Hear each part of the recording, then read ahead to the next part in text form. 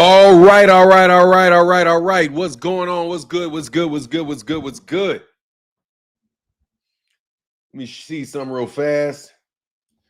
Hold on, hold on, hold on.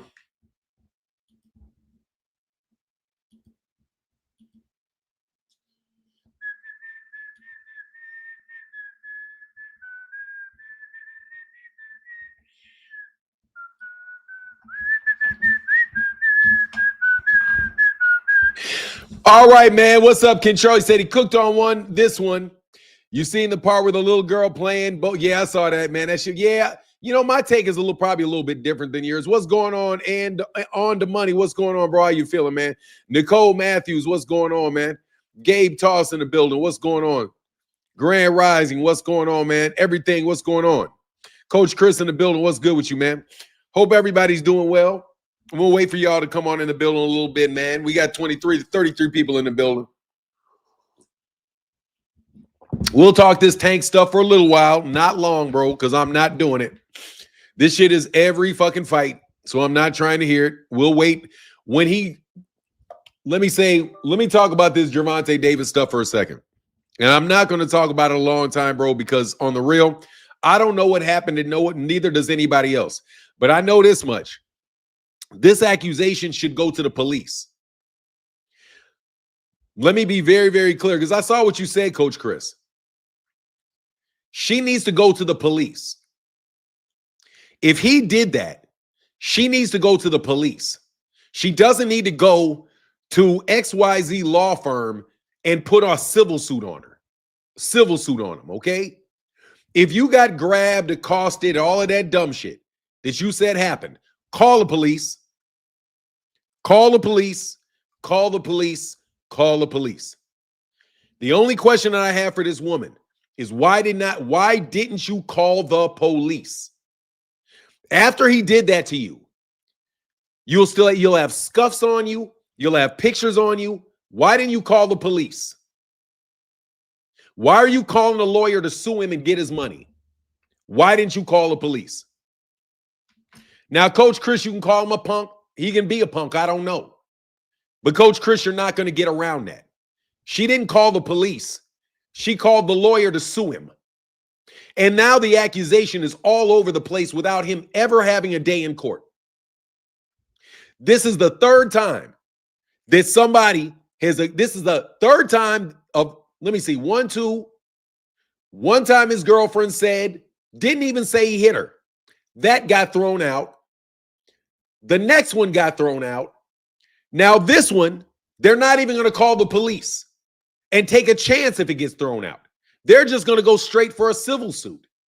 Right when this guy's got $40 million, between 40 and 80 million, $100 million coming his way in Miami next month, you pop up with a civil suit in Miami, but you don't call the cops?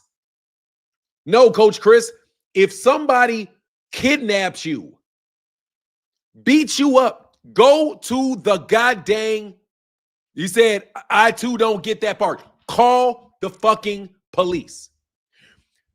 If you don't want to call the cops, you want to call a lawyer, you don't want to be done right, you want money. Okay? If you don't call the cops, I'm not trying to hear shit because you didn't call the cops. Seriously, fuck that Me Too movement shit. If you don't call the cops, tell the cops something happened to you. You can't go to a fucking civil suit and try to get money without ever, dude. If he is a kidnapper, a serial beater, you're supposed to go to the cops to get Tank off the street. Get him off the street, young lady. Get him off the street. Don't just get his money. Don't just get his money. Get him off the street. That's why I don't want to hear it. Because, and I'm not saying he did it. I don't know what he did. I don't know what he didn't do. I don't know. I'm not going to say that this lady's lying because I don't know who she is. I know your ass didn't go to the cops, though. If you don't go to the cops, I'm not trying to hear shit. All you're trying to do is sue the man and get money. If you don't call the cops, I'm not trying to hear shit. If he doesn't get charged for kidnapping, I'm not trying to hear shit. All you're trying to do is put some shit out there on that man's name. If you don't call the cops, call the cops. If Gervonta Davis is that bad, Call the cops. Get him arrested. Put him in jail. You know he's already out on probation. He's already got on probation. If Gervonta Davis gets another charge, he's going to jail. But you don't want to put a charge on him so he can't get that money. That's what the fuck it is. You don't. Yeah. You know what I'm saying? So look, bro, I'm not trying to hear that. Like, if you don't call the cops, I'm not trying to hear it, bro. If I get in a fight with Denzel Washington knocks my teeth out, and I sue him, I don't call the cops. I'm not trying to hear it, bro. Call the cops, bro. You ain't call the cops. Call the cops. You got kidnapped, call the cops. Don't call his bank. You know what I'm saying? Don't call his bank. Call the cops. So I'm not trying to hear that shit. He said, if it happened, no, see what she said. It didn't happen. She said he took her out of there. He took her somewhere where there were no cameras. Basically, they're telling you they have none of that. Basically, they're saying they have none of that. They're not going to have any camera evidence. You know why? Because you would already have seen it. If there was that evidence of him doing that, you'd already have seen it. They'd have already put that shit out. Like, no, bro, stop it. Every fight, there's somebody trying to sue that kid. Yes, he said, she said. That's why she has to go to a court of law. She doesn't go to the police. Go to the police. And I mean it like, dude, I'm not trying to be Captain Save-A-Tank. If Tank grabbed that girl up, did what she did what they said he did, Tank needs to go to jail. Tank don't need to pay you money. Tank needs to be off the street so nobody else has to deal with him. But you're not trying to put him off the street. You're just trying to get his money. You're not doing a public service. You're doing a selfish service. Call the cops. Fuck sense does that make, bro?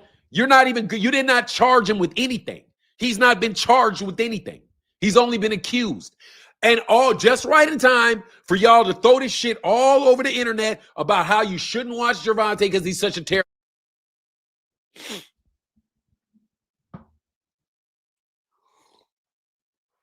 All I'm telling you is I don't know. So don't ask me to defend Gervonta. I can't defend Gervonta because I don't know what happened.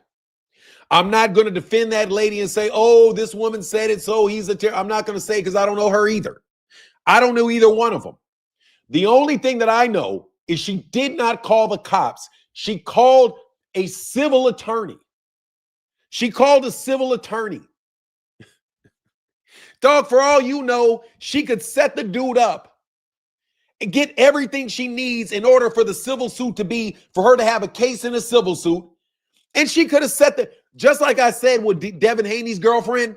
I was like, man, do I believe Devin Haney, all that shit about Devin Haney? No, I don't believe it. I believe she probably set his ass up. Yeah. Anyway, that's why I'm married, bro. The only woman setting me up is going to be my wife. That's it. And Gervonta, though, dog, you're going to have to stay your ass at home, bro. I'm sorry, brother. You're going to have to stay your ass at home. You don't have a card to go walking around outside, Gervonta. You better sit your ass back down in that house, dog. Trust you me, bro. When somebody got an eye on you, bro, they're following you around. They're looking at everything you do. They're checking your patterns. They're trying to find some way to get you, bro.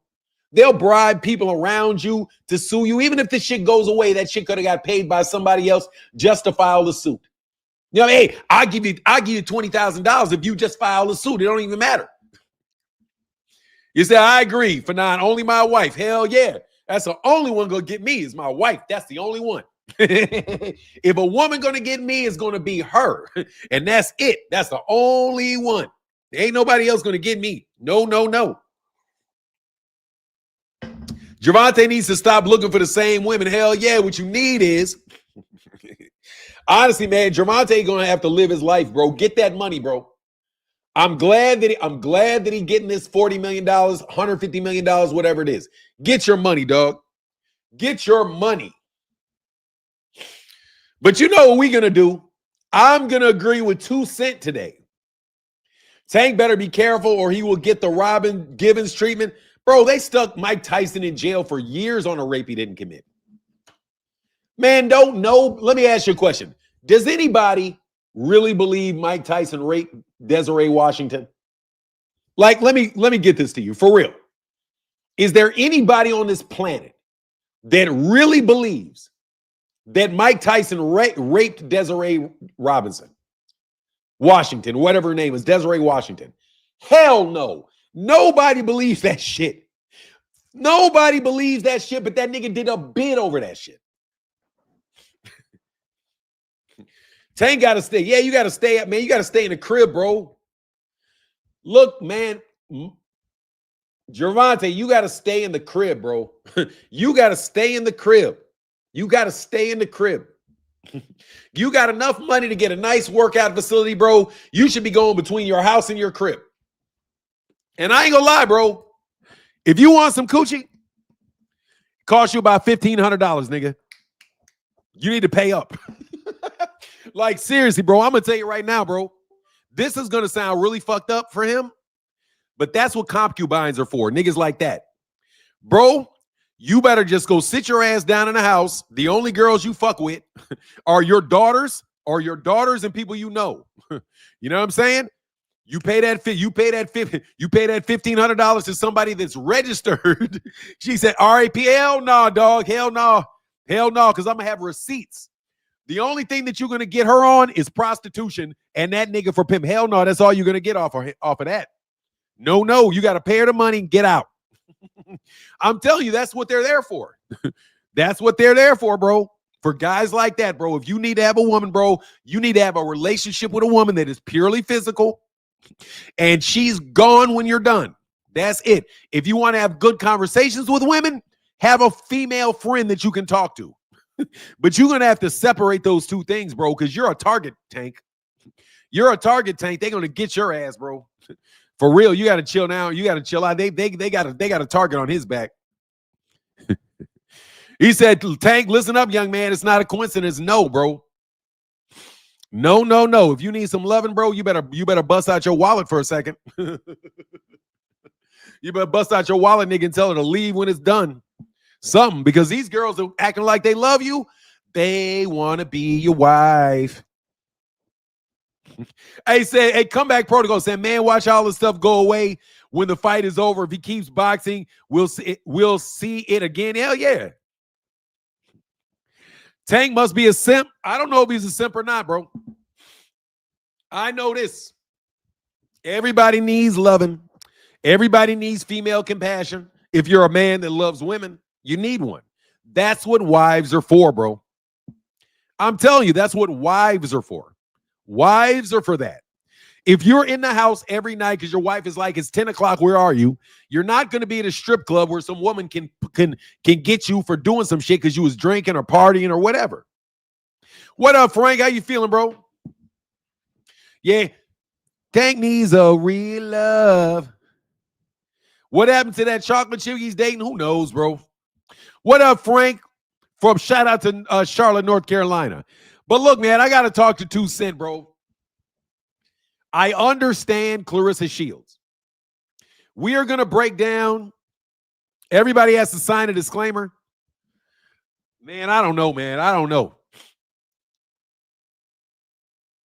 Hey, said Martin, that part 2 of Laila Ali completely shut up Shields. Let me tell you about that, though. Part 2, and we will review part 2.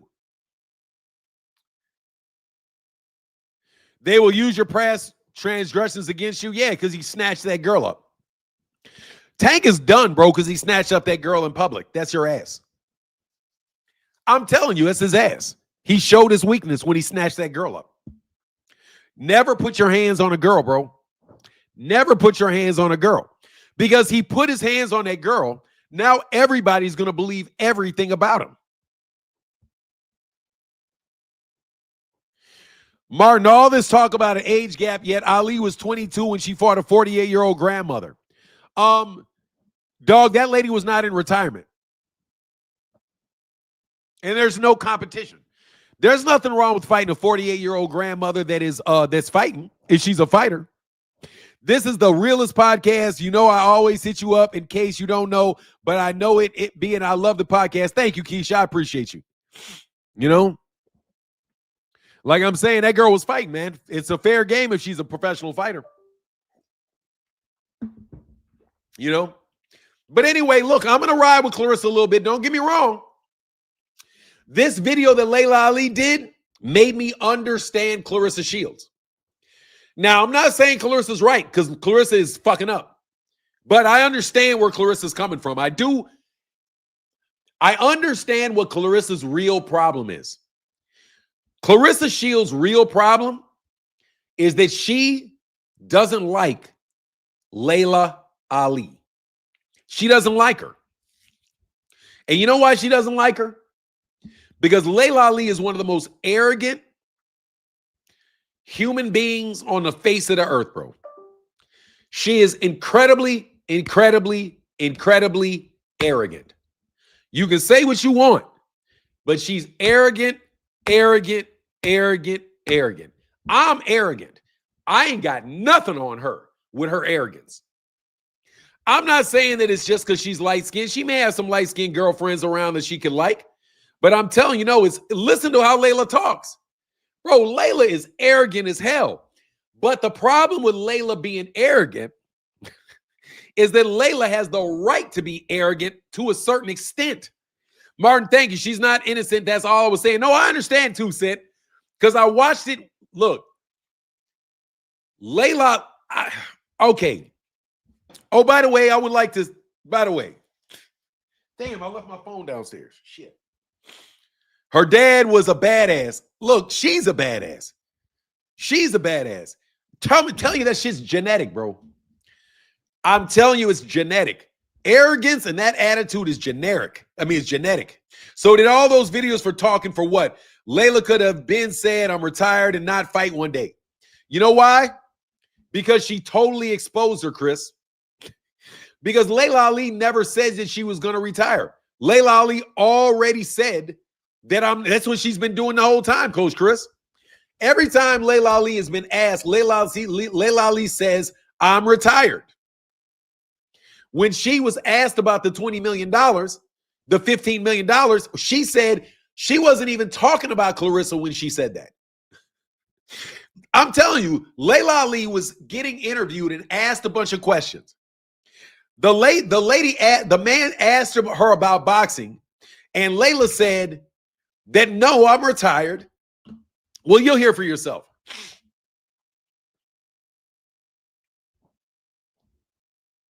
Nah, bro, it doesn't work. She said anyone. I'm telling you, yeah, like Claressa Shields is fucked up. But anyway, here, let me get this right. We can watch it. Hey, if y'all feel like supporting in the super chat today, it would be greatly appreciated. Big Dog Willie said, Tank flying off the top row, flying elbow to beat Paul. Yeah. And then they're going to drop the lawsuit. Because you know what he's going to do? He's going to give her $10,000 and the shit's going to go away. Bro, let me tell you, I don't even think it's how she's raised. I think it's genetic. I don't even think it's how she's raised, bro. You have some common characteristics with your family that you're going to have even if you never meet them. That chick is arrogant like her father because that chick is arrogant like her father. That shit is genetic, bro. She got a funky ass attitude. She's genetic. She's pretty. She's big. She's athletic. She always had money. She was probably always very popular. The boys always liked her. If a girl wanted to play with her, she could beat the girl up. She's pretty much just, she's just the devil spawn, pretty much, I didn't say she was pretentious. I said she was arrogance. And I didn't say it was confidence. I said it was arrogance. I didn't say confidence. I said arrogance. A sense that I'm better than you. No, arrogance is a sense that, nigga, I am better than you. That's arrogance. I am arrogant. Okay, let me tell you for real. I am probably one of the most arrogant people, naturally arrogant people that you'll ever meet. I am very arrogant, bro. Like, you cannot convince me that anybody's better than me. Like, if you start acting like you're better than me, dog, my attitude goes fucking, I get an attitude about that shit. That's not confidence. That's some shit where you're like, ooh, you know what I mean? You feel, no, there's some shit where it's not. Anyway, I'm telling you, she's arrogant. And I can understand why people wouldn't like that. I really can. My brother's arrogant. My brother's very arrogant. Man, he ain't arrogant with me, but he's arrogant. But, you know, hey, man, the guy kind of deserves to be arrogant. Barack Obama is arrogant. But, you know, dude kind of deserves to be arrogant. What you going to get mad at him for? You know what I mean? I met Barack. Barack was arrogant. He wasn't arrogant to me, but he was arrogant to other people. And I was like, and not disrespectful, but you know, you hold your chin high. You just know you the shit. I don't give a fuck what you say. I know I'm the shit, that type of thing. Claressa was on X. Yeah, but we're going to watch it now. Hold on, man. We're going to go through it, though. You described Claressa. She's mad because she's arrogant. She feels Laila thinks she's better than her. Look, let me tell you something, man. If somebody's better looking than you, more famous than you, bro, look, it's natural, Claressa, to be jealous. It is, Claressa, but you should know that you're jealous. And sorry, Laila Ali is better. Okay, let me put it this way.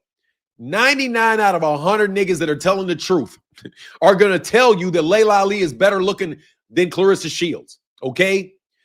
Everybody know goddamn well Laila Ali's been famous her whole fucking life because her daddy was famous her entire fucking life, okay? Literally, this chick has probably been walking around. Look at her. Who's that? Ooh, that's Ali's daughter. That's Ali's daughter. She's had people circling around her asking questions about her whole life, bro. And Claressa's not been that. Claressa's been trying to do that. Yeah, that's a lot to deal with, and you get arrogant about that shit. You know what I mean? You get arrogant. She arrogant. She is, and I can understand. She need a bread, jealous. Anyway, let's. Oh. We're gonna get to it in a second, man. We're gonna get to it. We're gonna make this. Oh no, this goes where? Goes right there. Play the clip. I'm about to play the clip. Arrogant means when somebody exaggerates their importance or embarrassed. No, arrogance means when somebody exaggerates their importance and ability. Arrogance, you can treat somebody in an arrogant manner. When you think that, when you deliver that they are, when you give off an air that they're less important than you are. Okay? Arrogance is relative. And arrogance only really bounces, you know? Anyway. He said Papoose thinks Laila looked better than her. I mean, it is what it is. I mean, that's a lot to be jealous about. Or it's a lot. Laila got a lot, man. She got a lot that you can be jealous of. You know? Shoot, Laila Ali built better than her. She's a fucking decade older. She's aging well, the whole nine. But I can see why somebody wouldn't like Laila Ali. I really can.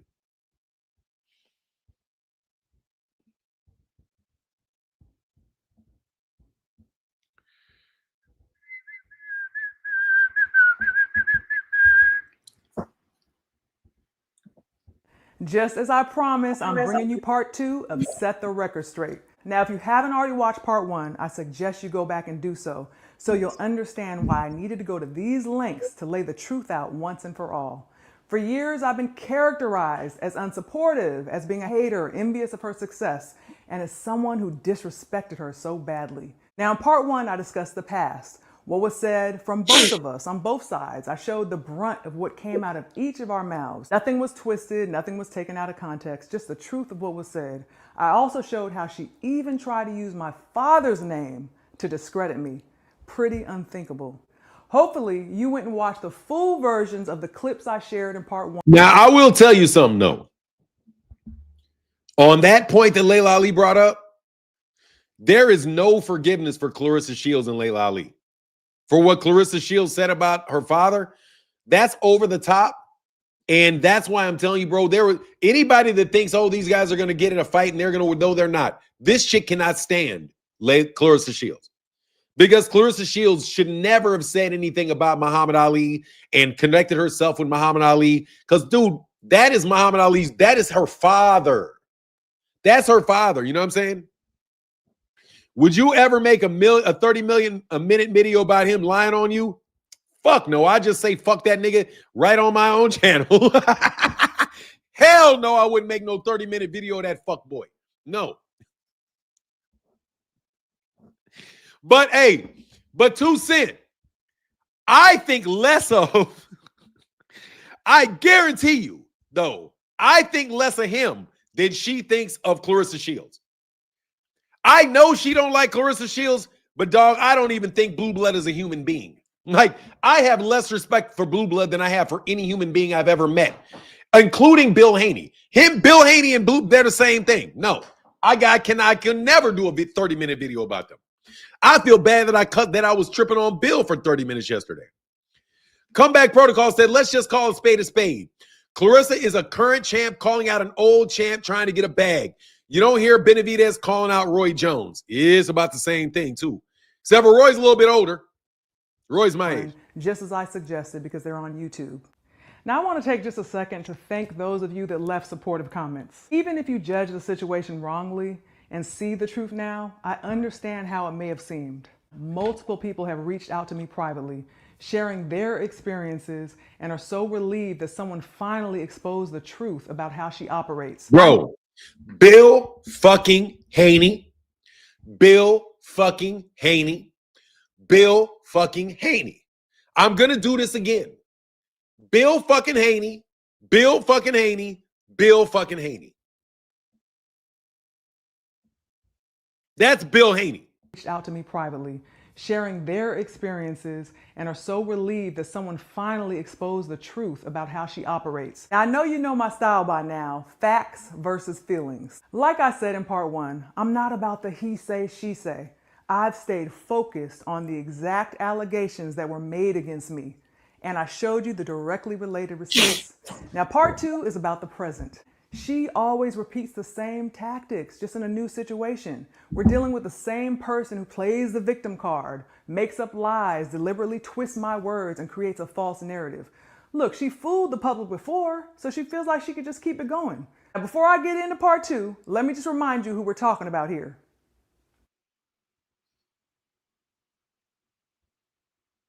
Jump right to it since you brought her up. Laila Ali. I always knew that Laila wasn't intimidated by me. He said, since you brought her up.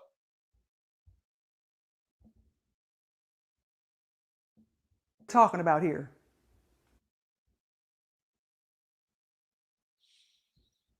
Jump right to it since you brought her up. Laila Ali. I always knew that Laila wasn't intimidated by me, you know.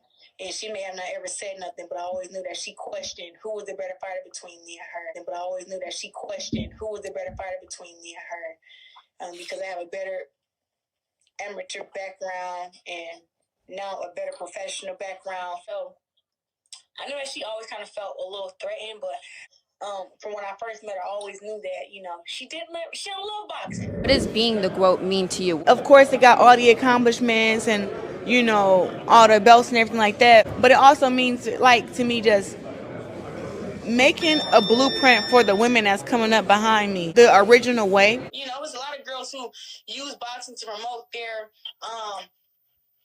with their modeling career, to be in a magazine or something. But I use boxing for boxing, and it promotes. And boxing is my brand. It's just like I'm not trying to use boxing to promote something else to help me with something else. I'm not trying to use boxing to help me promote something else, but you're rapping, you're on the cover of magazines. You're trying to be a mogul. That's what everybody's trying to do, is use boxing to get into something else and to expand their brand. That's the whole conversation of expanding your brand. If you're not trying to use yourself beyond boxing, then what do you care about a brand for? You should just go work for a promoter, fight the fights that you're going to fight, and keep it pushing. But you're out here on all kind of different platforms talking about all kind of things, selling yourself as a personality, selling yourself as a brand. That's going to be boxing and not boxing. Building a blueprint where I can tell other girls, like, listen, if you do this, this is what can happen. Yeah. If you build your brand like this is the direction that it can go. If you build it like that, it can go this way.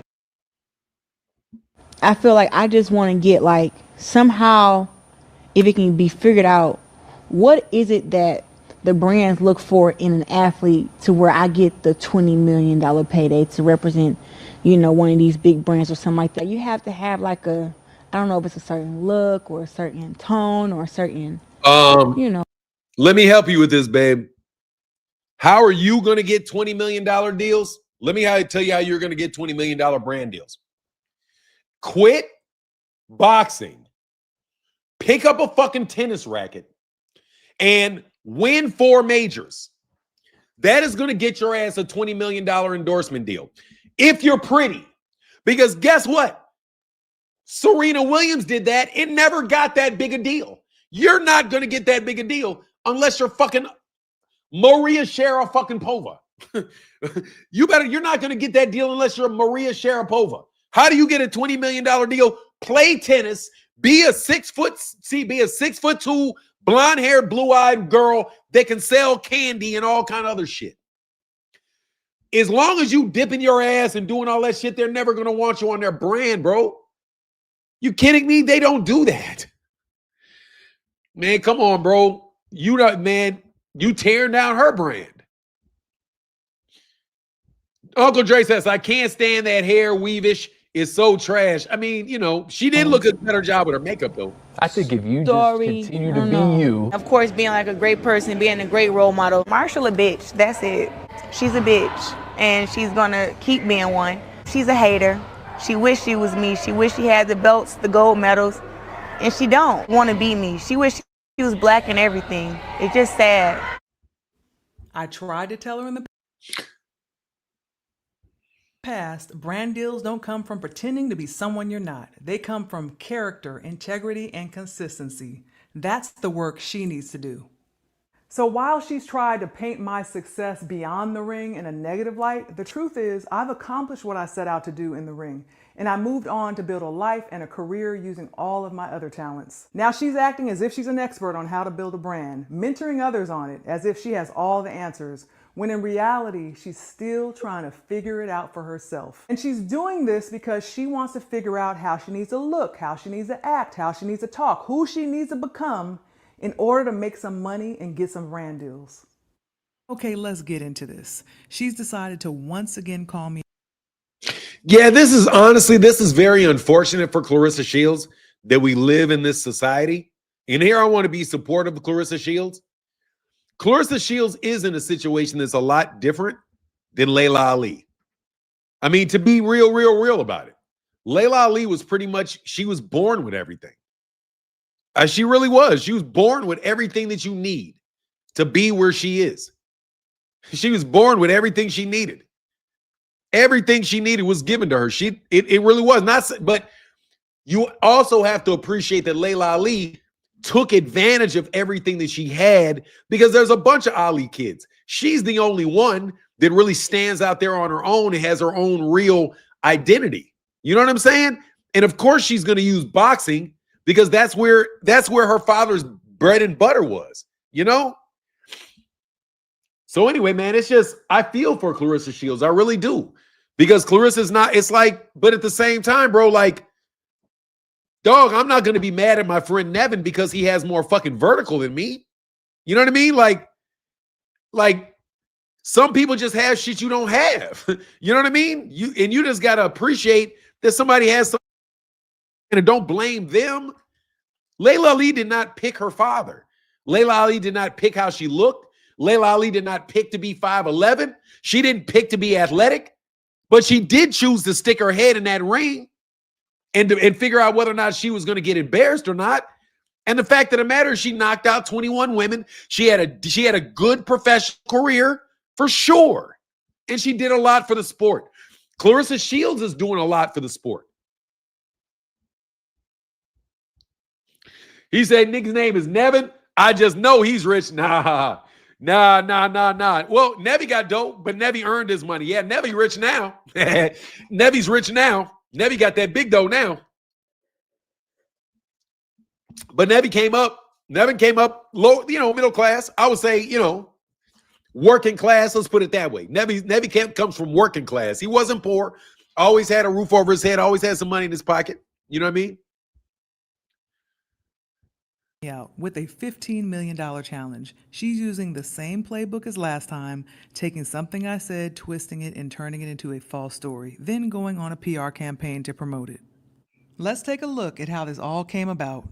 I recently co-hosted a historic women's boxing event on Netflix, the Katie Taylor versus Amanda Serrano trilogy fight in Madison Square Garden. Millions of viewers tuned in, and there were great matchups on the undercard. Now, after the event, I did an impromptu interview to discuss the fighters and how electrifying the night was for women's boxing. And both of the ladies have so much to be proud of. They're both great warriors. And this is a big night for women's boxing. And hopefully it's just the beginning. And she threw a 1-2 every single time, but that 1-2 was going like straight and she was already over here. I'm sorry, I didn't mean to cut you off. No, it's okay. But I know where you're going with it. We can easily pick either of them apart, right? But the thing is, I think Amanda was trying to just be busy. I'm almost done, guys. Last question. Yeah. Last one at Claressa Shield. There's rumors that you're going to come back and fight. Yeah, see, that's what I'm saying, bro. Like, you have a certain degree of this professionalism and shit. Like, she don't want to be answering these questions.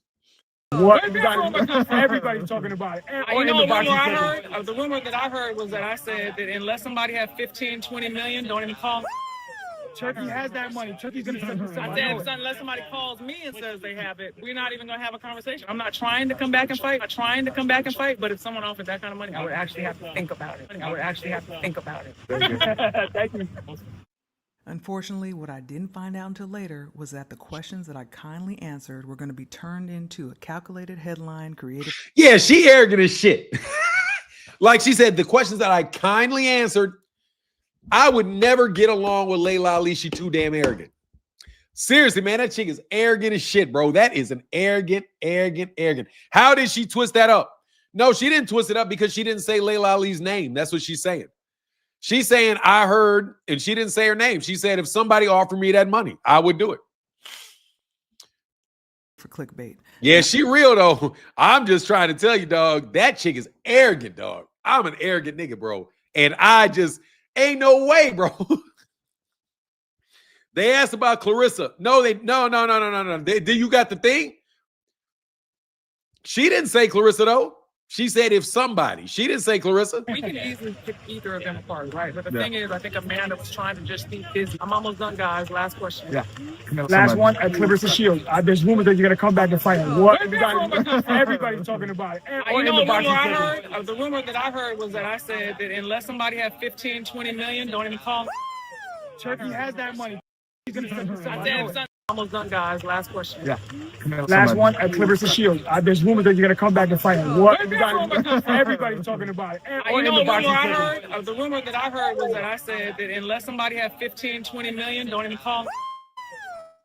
Turkey has that money. Turkey's going to send us. I said, if somebody calls me and says they have it, we're not even going to have a conversation. I'm not trying to come back and fight.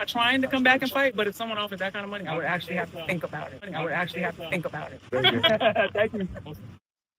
Right. He said there's rumors that you're going to go come back and fight her. And she said, you know what rumor I heard?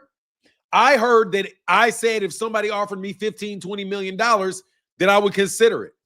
He asked about the rumor for Claressa Shields. She backed off. She didn't answer that. She said, you know what rumor I heard? I heard that if somebody called me with $15 or $20 million, then I would have to consider it. She pushed that question off, Claressa. I mean, 2 Cent. To be fair, and I'm being very fair, I'm telling you, she pushed that question off. She did not answer the question about Claressa. She moved that aside and said, what I heard was that if somebody called me with $15 or $20 million, that I would have to consider it. But even then, she said she has to consider it. She didn't say that she was going to fight. At least that's the argument that she's making. You know what I mean? And I think it's a fair argument. What I didn't find out until later was that the questions that I kindly answered are going to be turned into a calculated headline created for clickbait. Not the first time this has happened. Ever since I retired from the boxing ring, I've received offers to come back. Everything from exhibitions to fighting whoever I want and me naming my price. I've never really been just sitting around seriously trying to come back to boxing. I have a TV hosting career. I speak on stages around the globe. I have successful companies that Hey, 2 Cent. I am not easily manipulated. Okay? I am not easily manipulated. I don't believe she wants to fight. I don't believe that she's communicating to anybody that she actually wants to fight. And one thing, no matter what she said this entire time, she keeps reiterating that she's retired and that she only said she would consider it. What Claressa Shields is trying to do, at least what it seems to me, is that she is trying to treat it like Laila Ali really asked is like Claressa Shields trying to make a real fight between the two of them, which ain't gonna happen. A full-time mom. I'm raising teenagers. I'm busy and fulfilled. During that quick fight blog interview, I addressed the rumor that the interviewer brought up. He had his facts wrong, so I corrected him and I said I wasn't trying to make a comeback, but if somebody offered me $15 to $20 million, I would have to think about it. Who wouldn't? That's a lot of money. But saying that I would think about it and saying I would actually do it is not the same. Words matter. After he posts the video, he starts sending my business partner text messages, literally trying to negotiate a fight. Fight hype here. Our interview is performing exceptionally well and gained viral traction. Regarding the Shields Ali bout, Claressa's team has increased their offer to $15 million. I am confident I can secure $18 million for Laila. This represents a significant opportunity. Please let me know. Best regards. Somebody from Fight Hype here. Why is Fight Hype trying to set up fights? Why is Fight Hype trying to set up fights? See, I don't know a lot about the business of boxing, but it doesn't make sense to me that Fight Hype would be in the business of trying to make fights. See, that's why I'm telling these YouTube channels be on bullshit, bro. These guys, this right here, this is totally unrelated to this conversation, but more related to YouTube boxing. If there are YouTube channels that are running around here trying to make fights, this is Fight Hype trying to make a fight behind the scenes. Blue Blood tries to make fights behind the scenes. How many of you niggas out here trying to make fights behind the scenes, causing all kind of drama, bro? Because she's getting on Fight Hype for this. Jamel said, every boxing channel I follow try to set up fights except you. Oh, that's fucked up. You can't try to set up a fight and be objective at the same time, bro. Without my knowledge or consent, while at the same time my team was being inundated with a barrage of emails and text messages and calls from her team trying to make a fight. Now at this point, it started to feel like a money grab scheme. Next thing you know, about 6 days later or so, the same fight blog puts out the fake check video. You can go watch it on YouTube. What's up, Laila? You trying to fight? I'm the GOAT. I bet 50 million up right now. Where you at? Bro, seriously. Now I know what you YouTube channels are on, bro. You guys are those fucking little petty niggas. That's no different than what Rick Glazier tries to do. Rick Glazier, Fight Hype is doing the same shit Rick Glazier tries to do. What the fuck, man? Y'all niggas is all fugazi, bro. All y'all, it's so Ness is trying to set up fights. All you niggas want to be promoters. If you don't get out of here, man. No wonder boxing's fucked up, bro. What, you guys got YouTube channels and you're trying to set up fights? You're going to be biased in everything you do. That means you're going to try to shut down fights, bro. You're going to get on your YouTube channel and talk bad about fights that you don't want to see. You're going to dog out people for not fighting guys that you want to see them fight. Oh, y'all are full of shit, bro. All of y'all are full of shit. All of y'all are full of shit, bro. Why don't you just get a promotional company, you lazy fucks? Just get a promotional company and do it out in the open. Y'all are out here and interfering in fights for your own money, bro. Man, what? Fuck out of here, bro. That shit is terrible, bro. Fuck out of here, man. This woman is almost 50 and have been sitting around on the couch for over a decade. It's soft, and that's what's wrong with this generation. Bro, it's all of this nonsense, bro. Fanon, Ego, and Champside, the only channels that keep it, bro. Dog, please don't talk about that nigga around me, bro. I think Champside is one of the biggest frauds I've ever met in my life. Fuck Champside. And I'm saying that shit to his, I say that to Champside's little ass face. Champside need to keep my fucking name out his mouth. I don't like commercials, bro. I fucks with Chicoli on the comic, but fuck that dude. That dude talk more shit about me than a little bit, dog. And that little nigga I don't got no respect for. They're all a bunch of fucking frauds.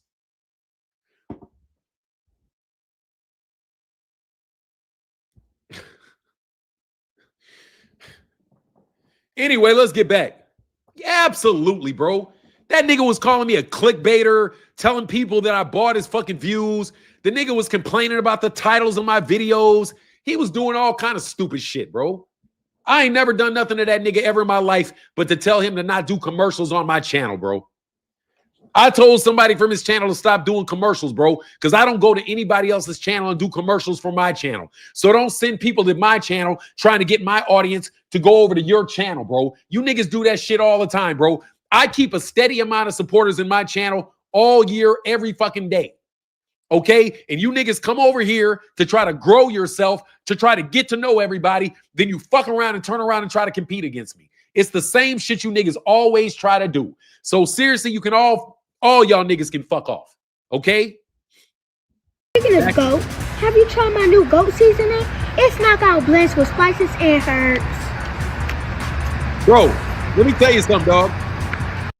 There's no beef, Corleone the comic. They're a bunch of made-up, phony-ass bots that get paid to attack me, Corleone the comic. I am real. They're fake. Okay? There is no beef because I never did anything to them. They all decided that they were going to get together in a little gang and decide that they were all going to run my name into the mud, is what they all decided to do with Bill Haney. Okay? So you can listen to whoever you want to listen to, and all those guys can do whatever they want to do. But do not confuse me for them frauds. I am not a fraud. I am not getting paid by Bill Haney. I don't go to lunch with Bill Haney. I don't do that. I am not aspiring to be a journal. I am not selling you merch. I'm not doing anything. I am a regular human being that talks boxing, bro. But I would like to show you something, man, because I really was complimented because, anyway. Oh, over a paid Red Lobster dinner. Dog, I ain't trying to hear none of them, bro, because none of them are real, Corleone. And honestly, bro, I fuck with you, but I don't know if you're real. I'll find out if you're real over a course of a couple years, bro. Knockout Boxing 86 said, fuck them all. The boys messy. Lil hoes. That's what they are, bro. I'm not trying to hear that. These niggas steal your content. They fucking counter program you. They're only here to keep us from exceeding. That's what they're there for.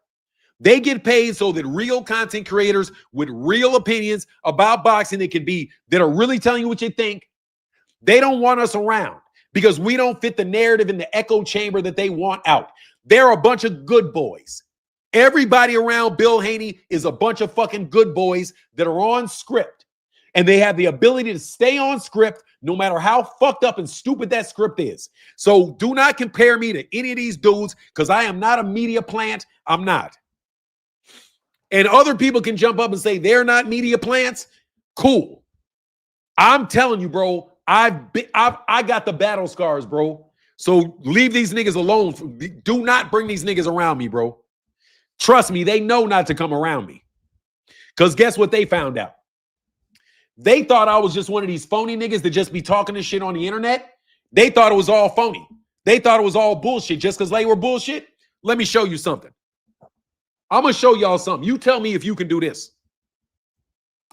My dad is sick, right? Let me stop yelling. My dad is sick, right? I'm going to tell you how real we are.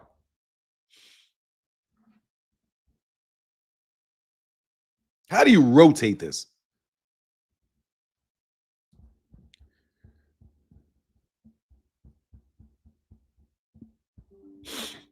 I'm going to do something for you because I want y'all to see this.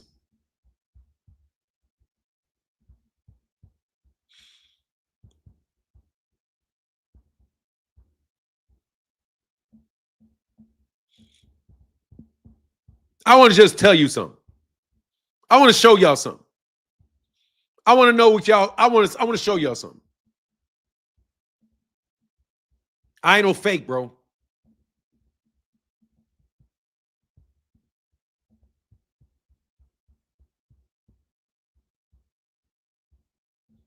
You Negroes are fakes. I'm not a fake. I'm the real deal.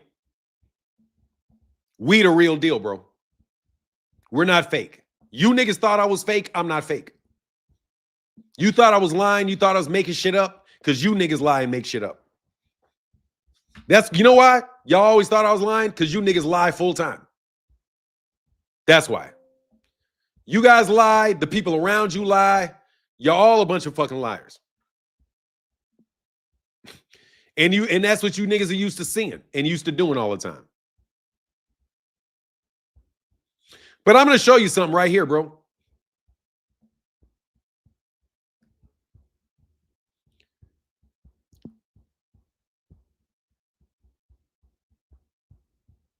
Then we'll get back into it. I want y'all to see this.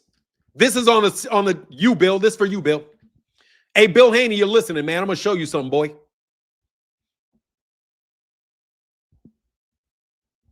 Mr. Fancy Pants, bro. This is integrity, bro.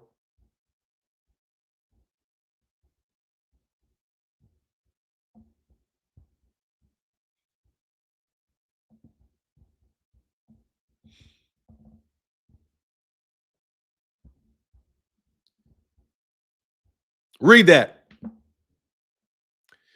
Barack Obama. This is Barack Obama. This is a note to my father. Robert, I heard from Robert Jr. that you were ailing.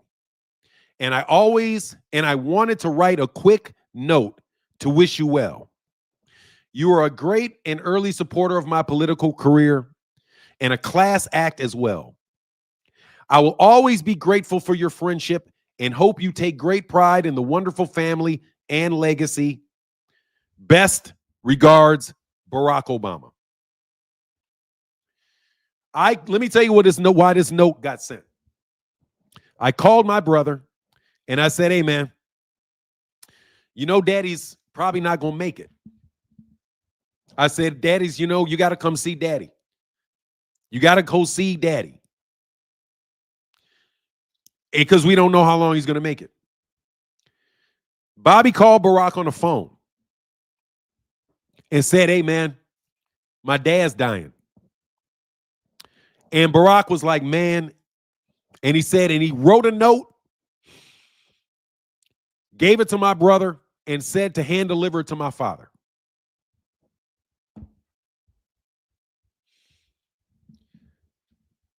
That's family, nigga. That's family, nigga. That's family. Let me repeat. That's called family. That's what family does. That's what family does.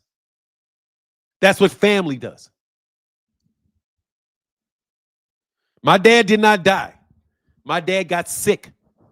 And a former sitting two-time president took his time to write down a note and tell him how much he appreciated him for everything that he did for his career, because there would be no Barack Obama without Bob Blackwell, and he knows it. Let me repeat that. There is no Barack Obama as president without Bob Blackwell. Barack knows it. Bob knows it. Bobby knows it. Everybody knows it. So let me get back to you niggas thinking you some big time dudes. You're a bunch of fucking peons. You're a bunch of fucking peons. And we can snatch you up. We can indict you. We can do whatever the fuck we want to do to you when we want to fucking do it to you. If we want to get a president elected, we'll get him elected. If we want to get a pope named, we'll get him named. That's called power, boy. That's called power. You all want to keep playing around on this YouTube like niggas ain't serious as a fucking heart attack. We serious as a fucking heart attack. Keep playing around. Keep playing around and you're going to get more Ricos on your ass. Keep fucking playing around. Keep playing around. You're going to see the inside of a jail cell. Keep fucking playing around. I told you niggas for years I wasn't playing with you. And now I'm not in the mood to play with you niggas at all. I am not lying. You are. You're used to people lying to you. None of you niggas can pull up a personal note from a president. Don't think you can do shit around me. Anyway, you don't sound right saying an N-word? Nigga, you out your goddamn mind if you don't think I sound right saying an N-word. Nigga, my shit sounds like it flows off my lip because I say it all the time. I don't sound right saying nigga. Your mama sounds right saying, all right.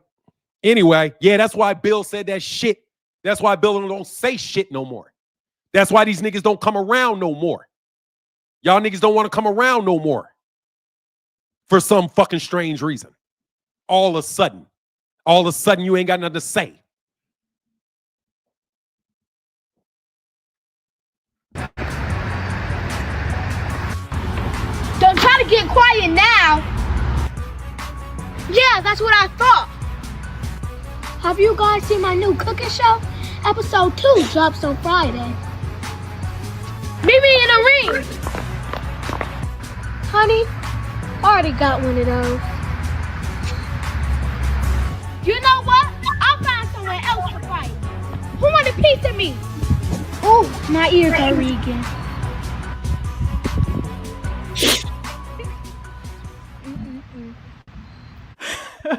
That was hilarious when I saw it, and that's exactly what's been going on. And you know what? Rosie, that super talented young lady, is a comedian. You can go check out her Instagram page. And that was her perception of the situation. She's actually a fan of both of us. You can go to her page and see that. She wasn't telling That's nice she did that. She's doing a funny reenactment of what she perceives to be going on. And this is exactly why it's so important to me that we carry ourselves in a respectable manner, because young girls are always watching us. So while all of this foolishness was going on, I was overseas on summer vacation with my family. She was once again calling me out, twisting the story of what I said on the Fight blog. Then she says it was another golden opportunity. I was very shocked to still see her even speak of me. There goes the twist. I did not speak of her or mention her in that interview. I've been let that dream go. I like that. She did something. They're good. Look what she says. I like this. Honey, I already have one of those. Take this $15 million and come get your ass whooped. Do you think she even wants to fight you, or do you think that she just threw that number out there? Hey, that old money is real than a motherfucker, dog. That old money real as a motherfucker, bro. It's heavy. That's why they don't like the kid. Just to save face. In a way, sometimes I think she tried to price herself out, but it was like, it's better if she just don't say anything about that. You know, it's better if she say, oh, I'm retired, I'm the best, you know, be on that high and mighty high horse that she's always on and stay on that. When you get off that high horse and now you realize that you're normal, because you are, she wants to try to make it still seem like she's somewhat relevant in women's boxing. Oh my gosh. I didn't mention her. I clearly said I wasn't interested in making a comeback, okay? But she's out here running her own storyline once again. It was never gonna stop. Let me just say this. There is no way in my prime, with all the accolades, that I'd be trying to prove that I'm the greatest by being obsessed with fighting a nearly 48-year-old retired fighter who's been out the ring almost 20 years, while in the same breath claiming that she's irrelevant and she's untalented, while simultaneously coming up with $15 million for her within a matter of about 6 days. Man, she's smart. Make it make sense. There is no way in my prime, with all the accolades, that I'd be trying to prove that I'm the greatest by being obsessed with fighting a nearly 48-year-old retired fighter who's been out the ring almost 20 years, while in the same breath claiming that she's irrelevant and she's untalented, while simultaneously coming up with $15 million for her within a matter of about 6 days. Please make it make sense. So you can't make that make sense. Her word selection is excellent, dogs. It's excellent. She's got she's very, very professional. She's very polished. She's very good. She continues on her one-woman show, proceeding to try to bait me out of retirement. She's on social saying that she's the greatest now and she's going to put me on my back. What a great win of boxing. Really motivated. Now that Laila Lee, I'm the greatest now. Be careful what you ask for. She didn't ask for it. You know, I've been wanting to make you eat your words. you're not a better boxer than me. At 175, I'll put you on your back. Been ready. Yeah, dude, come on, bro. Why is she doing all of that? That is this year. That's July of this year. She put that out. This is July. She's going on national shows spewing her usual narrative and saying that I said that if she came up with 15 million, I'd return to boxing. You come out and say, oh, the rumor I heard is if Claressa got 15, 20 million, Then she didn't say that. Dog, that's what I'm telling you, bro. You gotta watch these, bro. You gotta watch these people tough. now, well, I got your 15 million. Now what? You call it a bluff. You call it a bluff, Claressa. Yeah, and we are still. Hey, what's that nigga's name with all that tight shit on? How the fuck gonna say I don't sound right saying nigga? Hold on a second. I need to stop this conversation for a second. Who was it that said I don't sound right saying nigga for real? I wouldn't sound right saying nigger. But bro, I sound like I'm supposed to sound. What am I supposed to sound? Shannon Sharp. Yeah, tight pants, Shannon Sharp. Shannon should have done his research before the show, but it's hard with all of this. Still waiting to hear a response. What would you be proving by fighting and ultimately? No, Laila did not imply it. We can go back. Laila did not imply it. Laila actually was asked about Claressa. She said she stopped the rumor about Claressa. She said, hey, the reporter said, Claressa, what about Claressa saying about, she said, stop. The rumor I heard, she corrected him and said, no, I said that if someone, and it could be anyone, offered me $15 or $20 million, I'd have to consider it. But I'm not trying to come back and fight. Obviously, she's not trying to come back and fight. You know? Yeah, she corrected that person. She didn't imply that shit. She corrected it. Beating her if you went in there with her. Just be proving to her that I'm a better fighter than her. That's all that really matters to me. Do you realize now that this girl has been shadow boxing this whole time? I'm not in this with her. She has something to prove, not me. This is in her head. It's about the disrespect that she gives toward me. And I work my butt off to get to where I am without having a famous father to get to where I am and to raise the bar for women's boxing. That's my issue with her. And if we were to fight each other in our prime. My issue is that your daddy was famous. She said my issue with her is daddy is famous. So your issue is that her father was famous? How is she? Yeah, see, Laila can't do anything about that. Beating her if you went in there with her. Just be proving to her that I'm a better fighter than her. That's all that really matters to me. Do you realize now that this girl has been shadow boxing this whole time? I'm not in this with her. She has something to prove, not me. This is in her head. It's about the disrespect that she gives toward me. And I work my butt off to get to where I am without having a famous father to get to where I am. And yeah, that's right there. She's mad that Laila Ali had Muhammad Ali. Man, I bet she really looks up to Muhammad Ali, man. Man, look, bro. Muhammad Ali can be a father figure to a lot of people and somebody that you really love and you really feel is like close to you. But at the end of the day, man, that's her father. That's not your father. That's her father. That's not your father. You got to keep her. You should keep Muhammad Ali's name out your mouth when you're talking to Laila Ali. Like that's a major problem here. As far as if I'm Laila Ali or if I'm anybody that is there, if I'm any child of Muhammad Ali's and I hear that shit, it's like bro, I can only imagine how throughout Laila Ali's whole life, she felt like she had to share her father with the world. You know what I mean? And then she does something to set herself up apart from her other siblings. She creates her own name, gets her own boxing record. She is in there fighting. If those women were punching her back, they got in there and they did their thing. And she beat George Foreman's daughter. She beat Jackie Frazier lied. She beat the different people she was supposed to beat. To separate herself and take herself out of the shadow of her father. And now you're just trying to act like everything that she did is only because of him?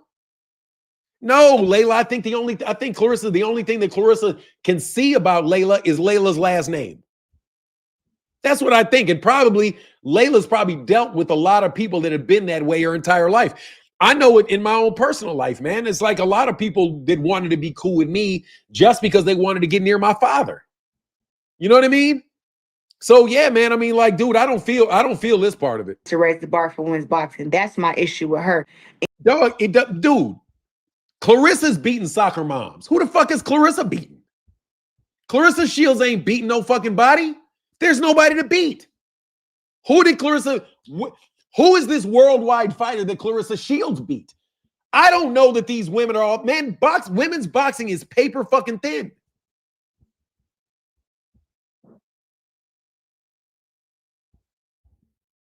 Women's boxing is paper fucking thin. It's thin now. Okay? So you could say that most of these women that are boxing got to get second jobs. You know what I'm saying? Like men, there are men boxers that need jobs. Women are not, the women's boxing isn't super deep. It's not deep now. I can talk shit about who she's beating. The heavyweight she just beat. What looked like she had a second job. The only reason you know Savannah Marshall is because Savannah Marshall's in the UK. And dude, Savannah Marshall just got beat by Shadeja Green. And Shadeja Green didn't pick up boxing until she was in her 20s.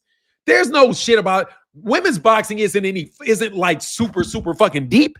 There's like 3 women in the heavyweight division.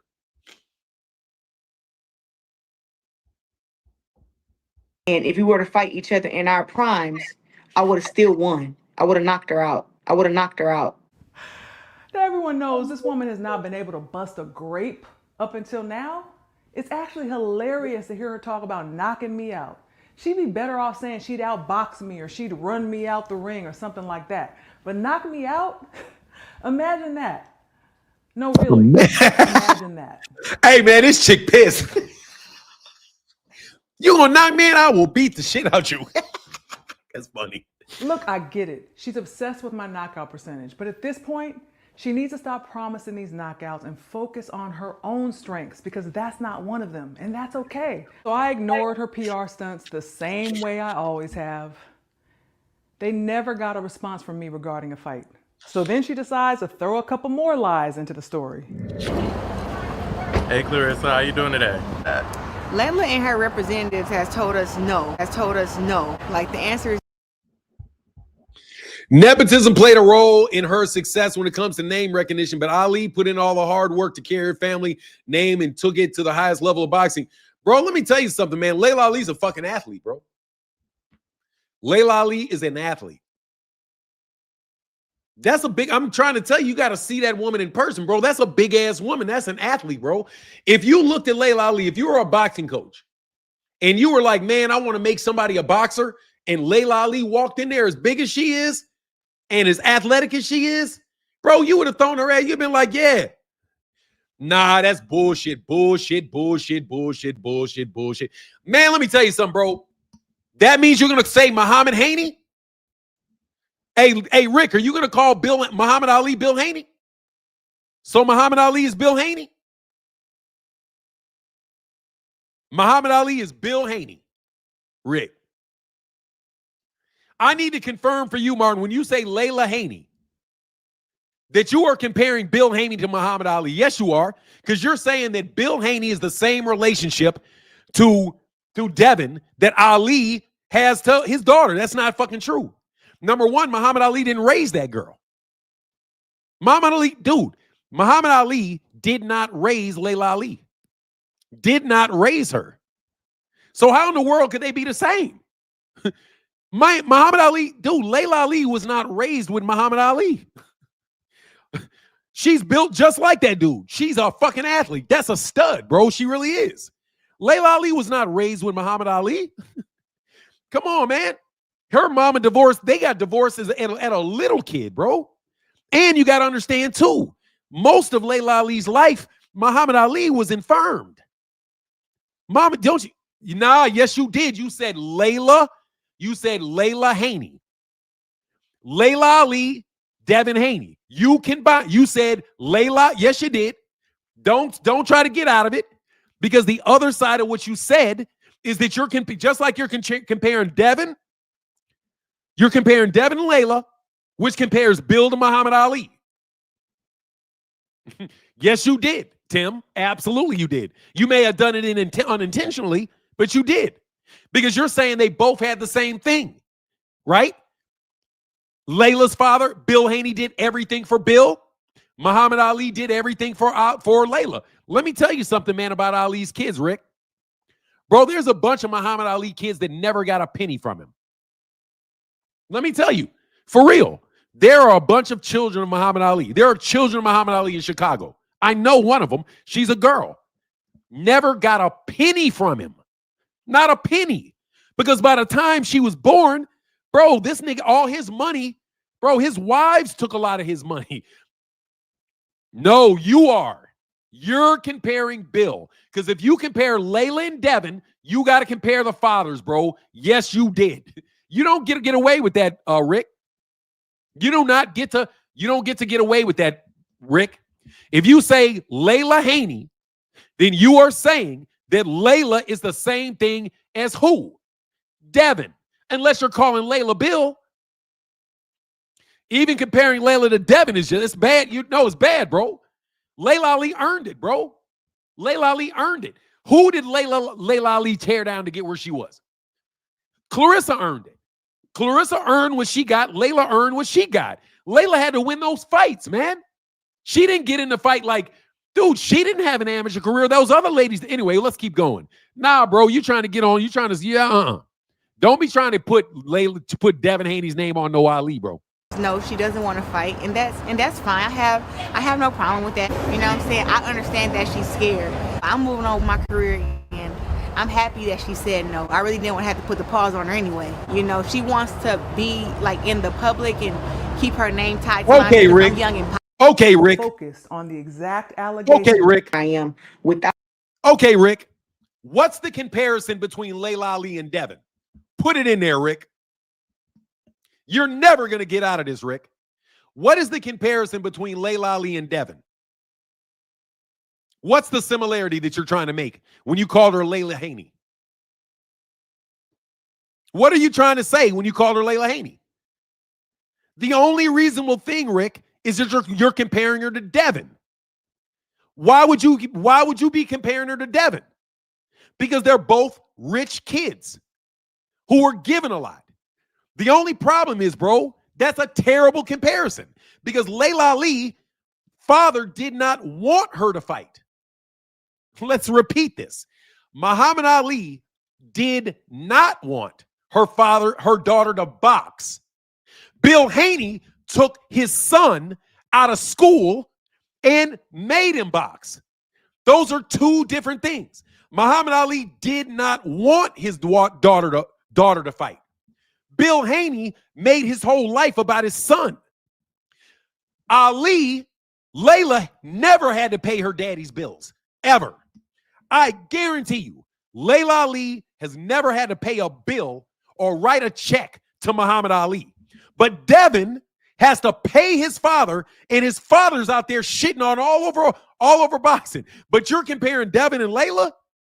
Come on, man. That's you know what you're doing, bro. You know what you did. No. Muhammad Ali did not want his sons to fight.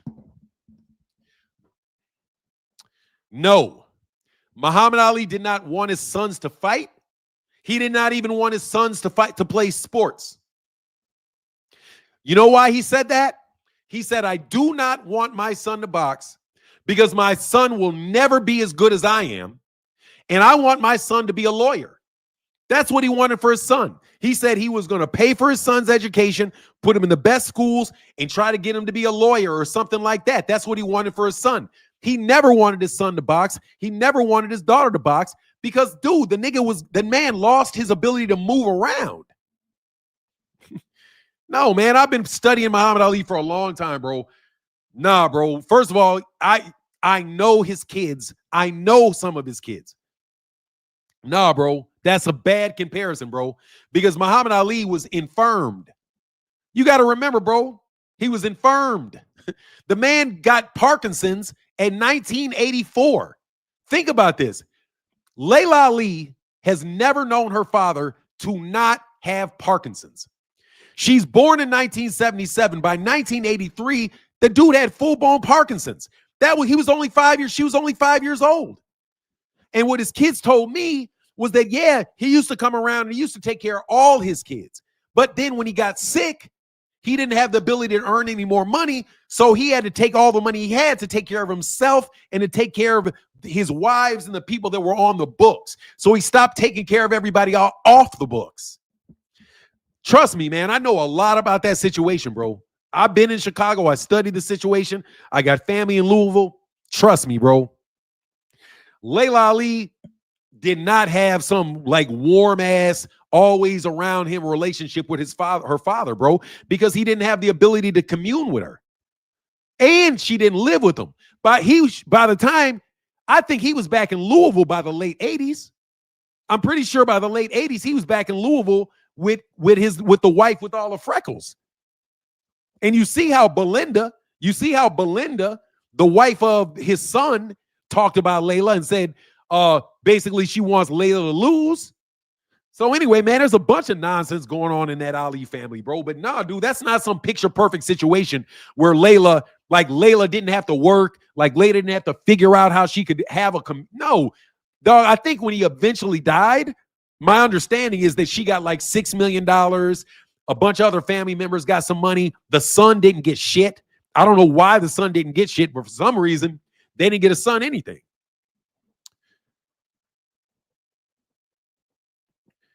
You're comparing Laila. Dude, stop that shit, Rick. You're trying to tell me that you said Laila Haney because you're comparing their size and age by calling her Laila Haney? Come on, bro. Stop that shit. Anyway, Rick, stop that, bro. Yeah, early 80s and the thyroid problems, man. That's why he checked out, bro. He had to check out because he couldn't take care of himself after the early 80s. So he didn't have a lot of relationships with his kids, bro. And on top of it, my understanding is dude is an egomaniac too. On top of it, then what little time you could have had with the dude, he's out all over the world, traveling here, traveling there. Dude didn't have a lot of time for his kids, bro. I personally think Laila Ali took up boxing to get closer to her father and try to have some real connection with the guy. What's a stretch? What's a stretch, though?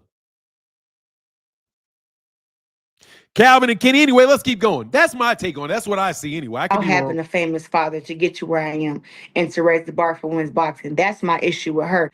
And if we were to fight each other in our primes, I would have still won. I would have not. Rick, I'm not going to respond after this. I responded to you calling Laila Haney. The only thing that I'm responding to is you saying Laila Haney.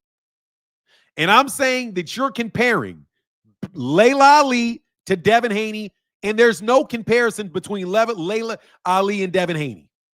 Unless you're trying to compare Laila Ali to some old-ass person that Devin Haney's trying to fight, I don't get it. No, I don't get the comparison, bro. I know what you said. You said Laila Haney. So I'm like, which one is it? Yeah, but so what? He would have never, dude, half of Ali's kids married white people. So what? Ali did not raise his kids. Muhammad Ali would have never said all lives matter. She can't stand for injustice because she don't want to lose her sponsorship. Bro, so what? That's her kid. That's not him. That's her kids. Dude, your kids don't necessarily believe everything that you believe. She's not in the Nation of Islam. And she said that, hey, she said, look, I got a lot of white friends. I got a lot of business people. I don't want to say black power because she doesn't want to be cut off. But again, hey, man, that's her prerogative, bro. Not everybody's going to stand up there for that. You know what I mean? Not everybody's going to want to say that shit. You get a lot of pressure for that, man. Look what happened to her father for doing all of that, man. Her father man, Muhammad Ali could have been the richest, man. Well, my God, man, if he would have been a Tom, if he would have been able to control his mouth and play the game, maybe that's what Laila's looking at. Maybe Laila's looking like my dad could have went so much further. He could have had so much more money. He would have not have had to have his problems if he just wouldn't have been with those people. You never know, man. You know what I mean? Anyway, let's keep going. I'm not going to keep her out. I would have knocked her out. Everyone knows this woman has not been able to bust a grape up until now. It's actually hilarious to hear her talk about knocking me out. She'd be better off saying she'd outbox me or she'd run me out the ring or something like that. But knock me out? Imagine that. No, really. Imagine that. Look, I get it. She's obsessed with my knockout percentage. But at this point, she needs to stop promising these knockouts and focus on her own strengths because that's not one of them. And that's okay. So I ignored her PR stunts the same way I always have. They never got a response from me regarding a fight. So then she decides to throw a couple more lies into the story. Hey, Claressa, how you doing today? Laila and her representatives has told us no. Like the answer is no. She doesn't want to fight, and that's fine. I have no problem with that. You know what I'm saying? I understand that she's scared. I'm moving on with my career, and I'm happy that she said no. I really didn't want to have to put the pause on her anyway. You know, she wants to be like in the public and keep her name tied to mine because I'm young and popping. But I'm Claressa Shields, and right now it's my time. Nobody's young and popping if you have to say you're young and popping. You're probably not popping if you have to say you're popping, bro. And she wants to keep her name connected to mine to keep, selling whatever she's selling. Clout thing, using your name. It's absolutely clout. Do you think she's scared to fight you? Laila is scared to fight me, and I would be scared to fight me too. I get it. Now she knows I'm not afraid of her. Nobody is. AB fights at 130 pounds, and she was willing to face her. Franchon gave her a tough fight and has been calling her out ever since. She's 1-1 with Marshall, who's eager for a rematch. Gabriel's dropped her and has been calling her out too. Shadeja Green would be a great matchup, and she's on her hit list. Even MMA champion Chris Cyborg wants to step into the boxing ring to face her. 54-year-old Chevelle Hallback has been issuing challenges. Nobody is scared of her. We're in a generation now where the women fight each other. Yeah. We don't duck each other. And back in her generation, that's all she did. So I'm sorry to disappoint you, but that's y'all champion. Oh, but later that same day, wearing that same outfit, she says this. She hasn't responded. And I feel like the answer is like a no. All right, I know the lies. She never got an answer. And I know they wanted to create this narrative that I was scared and she lost track of her message points for the day. She says I've been using her name to stay relevant because she's popping and I just want to keep my name attached to hers. Laila Ali, Laila Ali, Laila Ali, Laila Ali, Laila Ali, Laila Ali, Laila Ali, Laila Ali, Laila Ali, Laila Ali, Laila Ali, Laila Ali, Laila Ali, Laila Ali, Laila Ali is Laila Ali, Laila is Laila Ali, and Laila Ali, Laila Ali, but Laila is Laila. Me and Laila, Laila Ali, Laila Ali. And I didn't respond to her stunts at all. Y'all know? Now you heard her say out her own mouth she was moving on, that I was irrelevant. She didn't need me. She had so much going on, so many fights, so much money to be made. And I thought, great. But here she comes again. Laila is first on my list. That's who I want first. Okay. But me and Laila has had some back and forth for some years now. And to me, there is no question about who the greatest woman of all time is. It's me. It's you say. Age difference, obviously. 17 years in boxing is a significant age difference. I think even Laila Ali in her prime couldn't beat me in the fight. And I think that she is great. I think that she can fight. She's a bigger woman than me. She's taller. Actually, she's 5'11". I'm 5'8", 5'9". And she has, to say 24-0, but her record is 24-0, 21 knockouts, I believe. My record is 17-0 with, I think, 3 knockouts. Listen, Laila, it's not no hard feelings. I just want to know who the best is. And the only way to figure out who the best is to fight. We ain't got to keep talking. You don't have to keep. Right there, bro. She's doing that shit for the crowd, man, to get her name up there, man. That right there. Now, if you see Laila Ali doing that in some scenario like that, I would be on her. This was before she lost the hope that I might fight her. So she tried to speak more respectfully and polished, and she did what her team told her. But then 2 months later, the mask came off again. That's not gonna happen. Come on now, listen. Did she turn the money down? She did. Laila Ali is just Muhammad Ali's daughter. And no, come on, we ain't gonna do that. No, that is right. Come on, Laila can rumble though. She can't rumble like Ann Wolf. I said who's the best from that era. Ann Wolf would have knocked Laila Ali out. You know, she would have knocked Laila oh so pretty ass out. Laila oh so pretty ass out. Hey, Phoenix says she not popping. She's in the Bud Buddies B-side bucket. That's why she had a beef with Serrano and Jake Paul when MVP said Katie and Serrano will be the highest paid in women's boxing for their third fight. Yeah, she did kind of fall behind, man. She did kind of fall behind what was going on with Jake Paul, bro. So maybe she should go. But Claressa's in kind of a tough position because she's not in the same weight class as Amanda Serrano and them. You know what I mean? That's the truth. Now that was the real her. I've never been concerned with who was regarded as the best or the greatest or who had the most accolades or titles. I really haven't. You've competed on so many high levels. What's it feel like to be an undefeated champ? It feels good. I mean, anytime I think you work hard at your skill, you guys know how that is. Absolutely. And to be able to reach that level, you know, that peak of being one of the best, it's an amazing feeling. So, Or the best. Yeah. Or the best. Yeah. Well, you know, I'm happy just being one of. My Yeah. father always said he was the best. That wasn't really my thing. My thing is I want to be the best in my weight class. I want to be Right. undefeated, and I want to be a world champion. And those things I attain. So call it what you want to. Amen. So, yeah. I will say, becoming a WBC champion, like my father and so many greats before him, was an accomplishment that I will always be proud of. Every female fighter who wins a WBC title receives her belt with my face displayed on it. Now that truly is something special to me. So, did her plan work?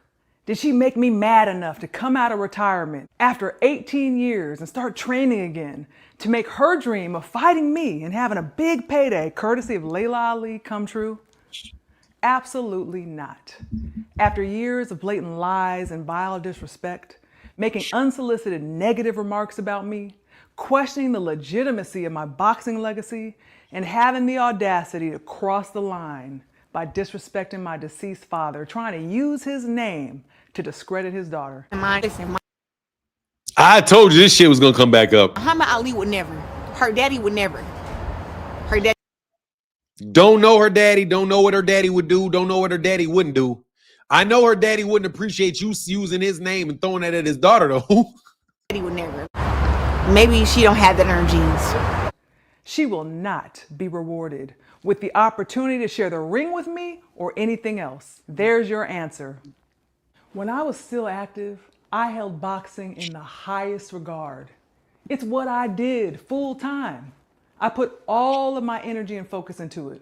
I wasn't distracted, trying to do a little of this and a little of that. I was locked in, dedicated, disciplined, mastering my craft. I had the best of the best. Excellent trainers, including Buddy McGirt, Roger Mayweather, Floyd Mayweather Sr., who all held me to a very high standard. Boxing is in my DNA, and it will always be my first love. And after all this she's put me through, I would never partner or collaborate with her on anything. See, let's just take this for a second, bro. Abso-fucking-lutely right. Dog, let me tell you something right now. That is the truth. I fuck with that. You got, like, if you do that shit, ain't no way, bro, because it's bad business. And I'm glad she doesn't do it. Because Arrow let that shit slide. Arrow let all that bullshit slide, let all that shit. No. No, I like that. That's a correct answer. It's a correct answer. I've seen some comments from people saying, she's been so quiet, you know, ever since I put out part one. Maybe she's finally going to take some responsibility and try to do better. But in reality, she's been running her same predictable playbook, misleading and deceiving the public. Her team has been busy trying to clean up the mess she's made over these years. They're literally running paid online ads with old footage of her signing her first contract and touting the Bible. Will she be taking any responsibility for her actions or just keep pretending? The bottom line is, she crossed a line that can never be uncrossed. She showed me and the world who she really is.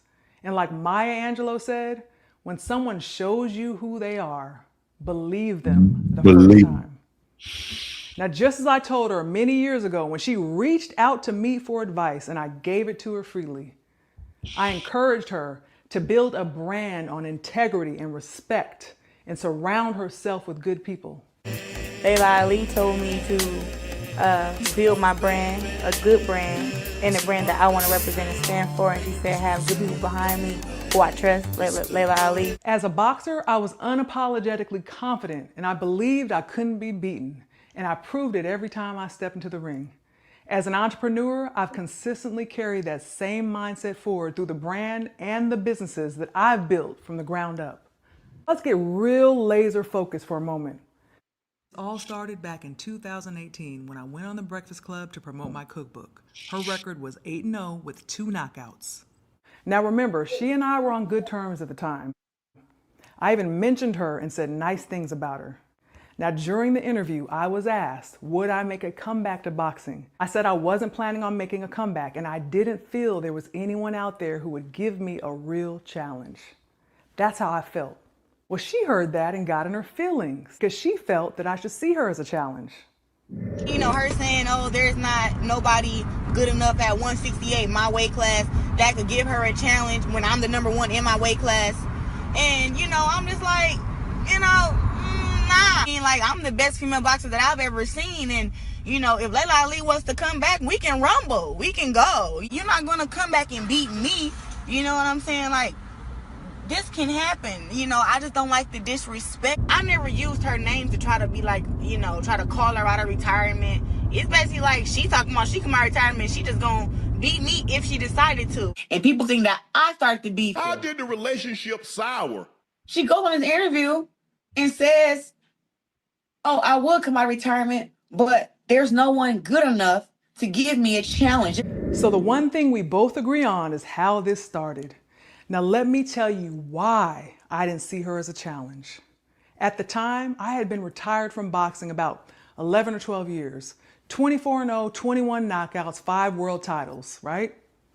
I literally retired from boxing because I ran out of competition. It's public information. I would have to be inspired to make a comeback, and I didn't see anybody out there that I was inspired by, including her. I know she's an Olympic gold medalist, but let's not forget, in Olympic boxing, you're going up against amateurs, not professionals. I saw her fight as an amateur, and I saw her fight as a professional, and I didn't feel that she would be competition for me. In fact, you know what? Let her tell you exactly what I mean. You mentioned you would knock Breakus out. Yes, I would. You only have 2 knockouts in 10 I do. fights. Yep. Why is that? Because women only go too many rounds. All of the women who have been collecting knockouts got them in 2-minute rounds. That's the main reason. As you've seen from my last fight, me turning pro with only 10 fights, you have to learn how to fight as a professional fighter. And when I came from the amateurs to the pros, I thought everything was the same. I'm like, I'm gonna do the same stuff I did in the amateurs. But training with Coach John David showed me that amateur boxing compared to professional boxing and punching is completely different. Amateur boxing compared to professional boxing and punching is completely different. These last what, 2 years, he has shown me so much. And from when you see my fight against Hammer, we only worked together for maybe 6 months. And then you see my fight with Habazine, just the body shots, how I can pick my shots now, how powerful and sharp I am. All that had to be changed. So when it comes to the knockouts, one, I've stunned every girl I've ever boxed against out of my 10 fights. Toward the end of the round, middle of the round, but when they only have to get beat up for 2 minutes and then go back and rest for a minute, it's not enough time for me to break them down some more. She's still trying to learn how to put her punches together and fight like a professional. I've been knocking opponents out since my pro debut, my very first fight. I have more knockouts than she has wins. She started all of this with me because I didn't see her as a challenge for me. Here we are in 2025. And she's only added 1 more knockout. She's still trying to learn how to throw her punches and fight like a professional. I think that I'm so good that I'm hard on myself because I should be knocking these girls out. If I can go in there and win unanimous decisions, I'm always asking myself after the fight, why didn't you get the knockout? How come didn't the knockout come? I got all the skills and the power and everything. I just have to figure it out and put it all together. I would have knocked her out. I really want to become the full potential fighter that I want to be. Like, I think people now, like, you know, you talking about full potential, you got 13 world titles, like, how much more greater can you be? It's like, I can start sleeping people, you know? I can get some knockouts on my record. Yeah, she can knock me out. Now, maybe someday she'll discover her own identity and who she is truly meant to be without riding my coattails or the Ali name. I am one of one, and this lane is closed.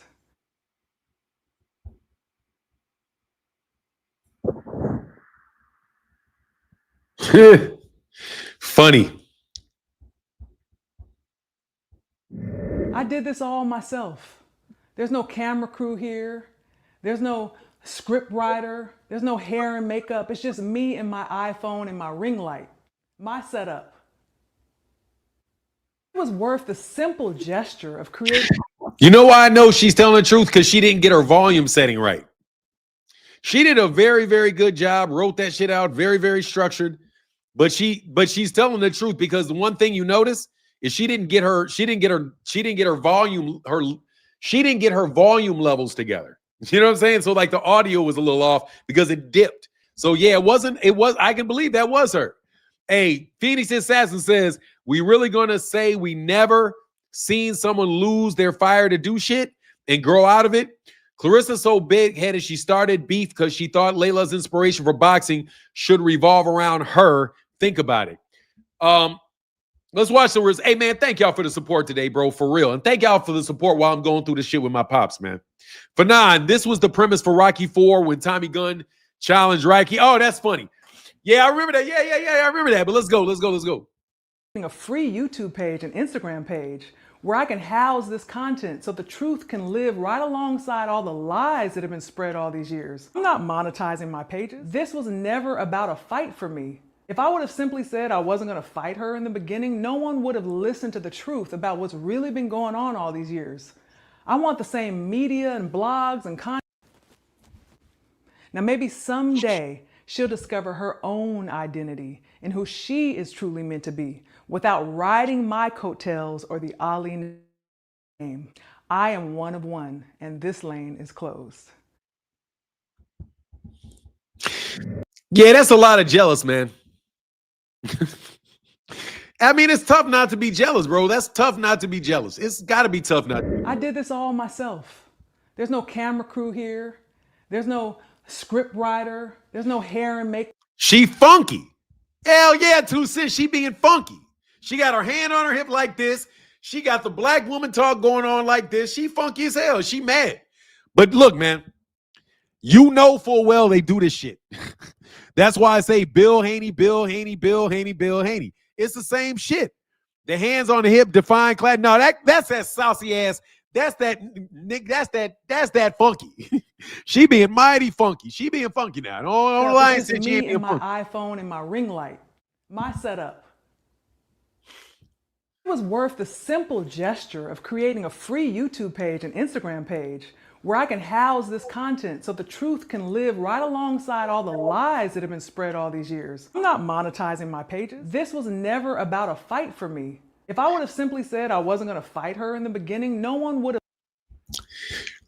No, it is not classy to put your hands on your hip. When you put your hands on your hip, you got an attitude. That is female body language for fuck you.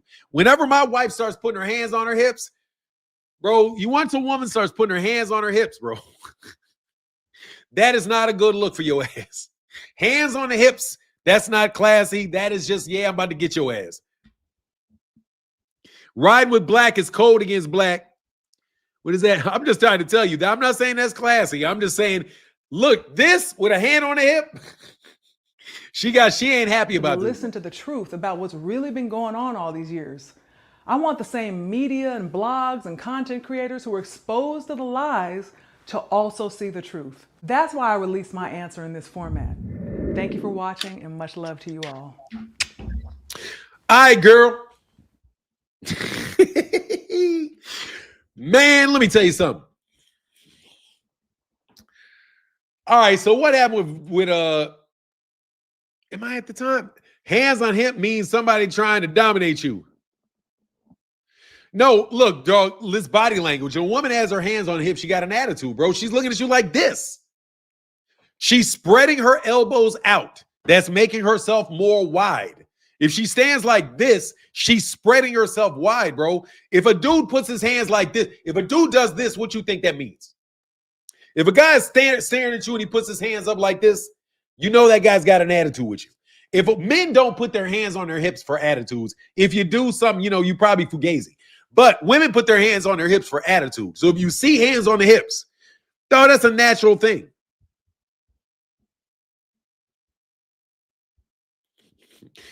Yeah, hands on the hip is a serious attitude. Hands on hips is a serious attitude. But yeah, she has major attitude, bro, for real. Man, look, bro, that is her father. She is her father's daughter, bro. And that dude ain't no easy cup of tea.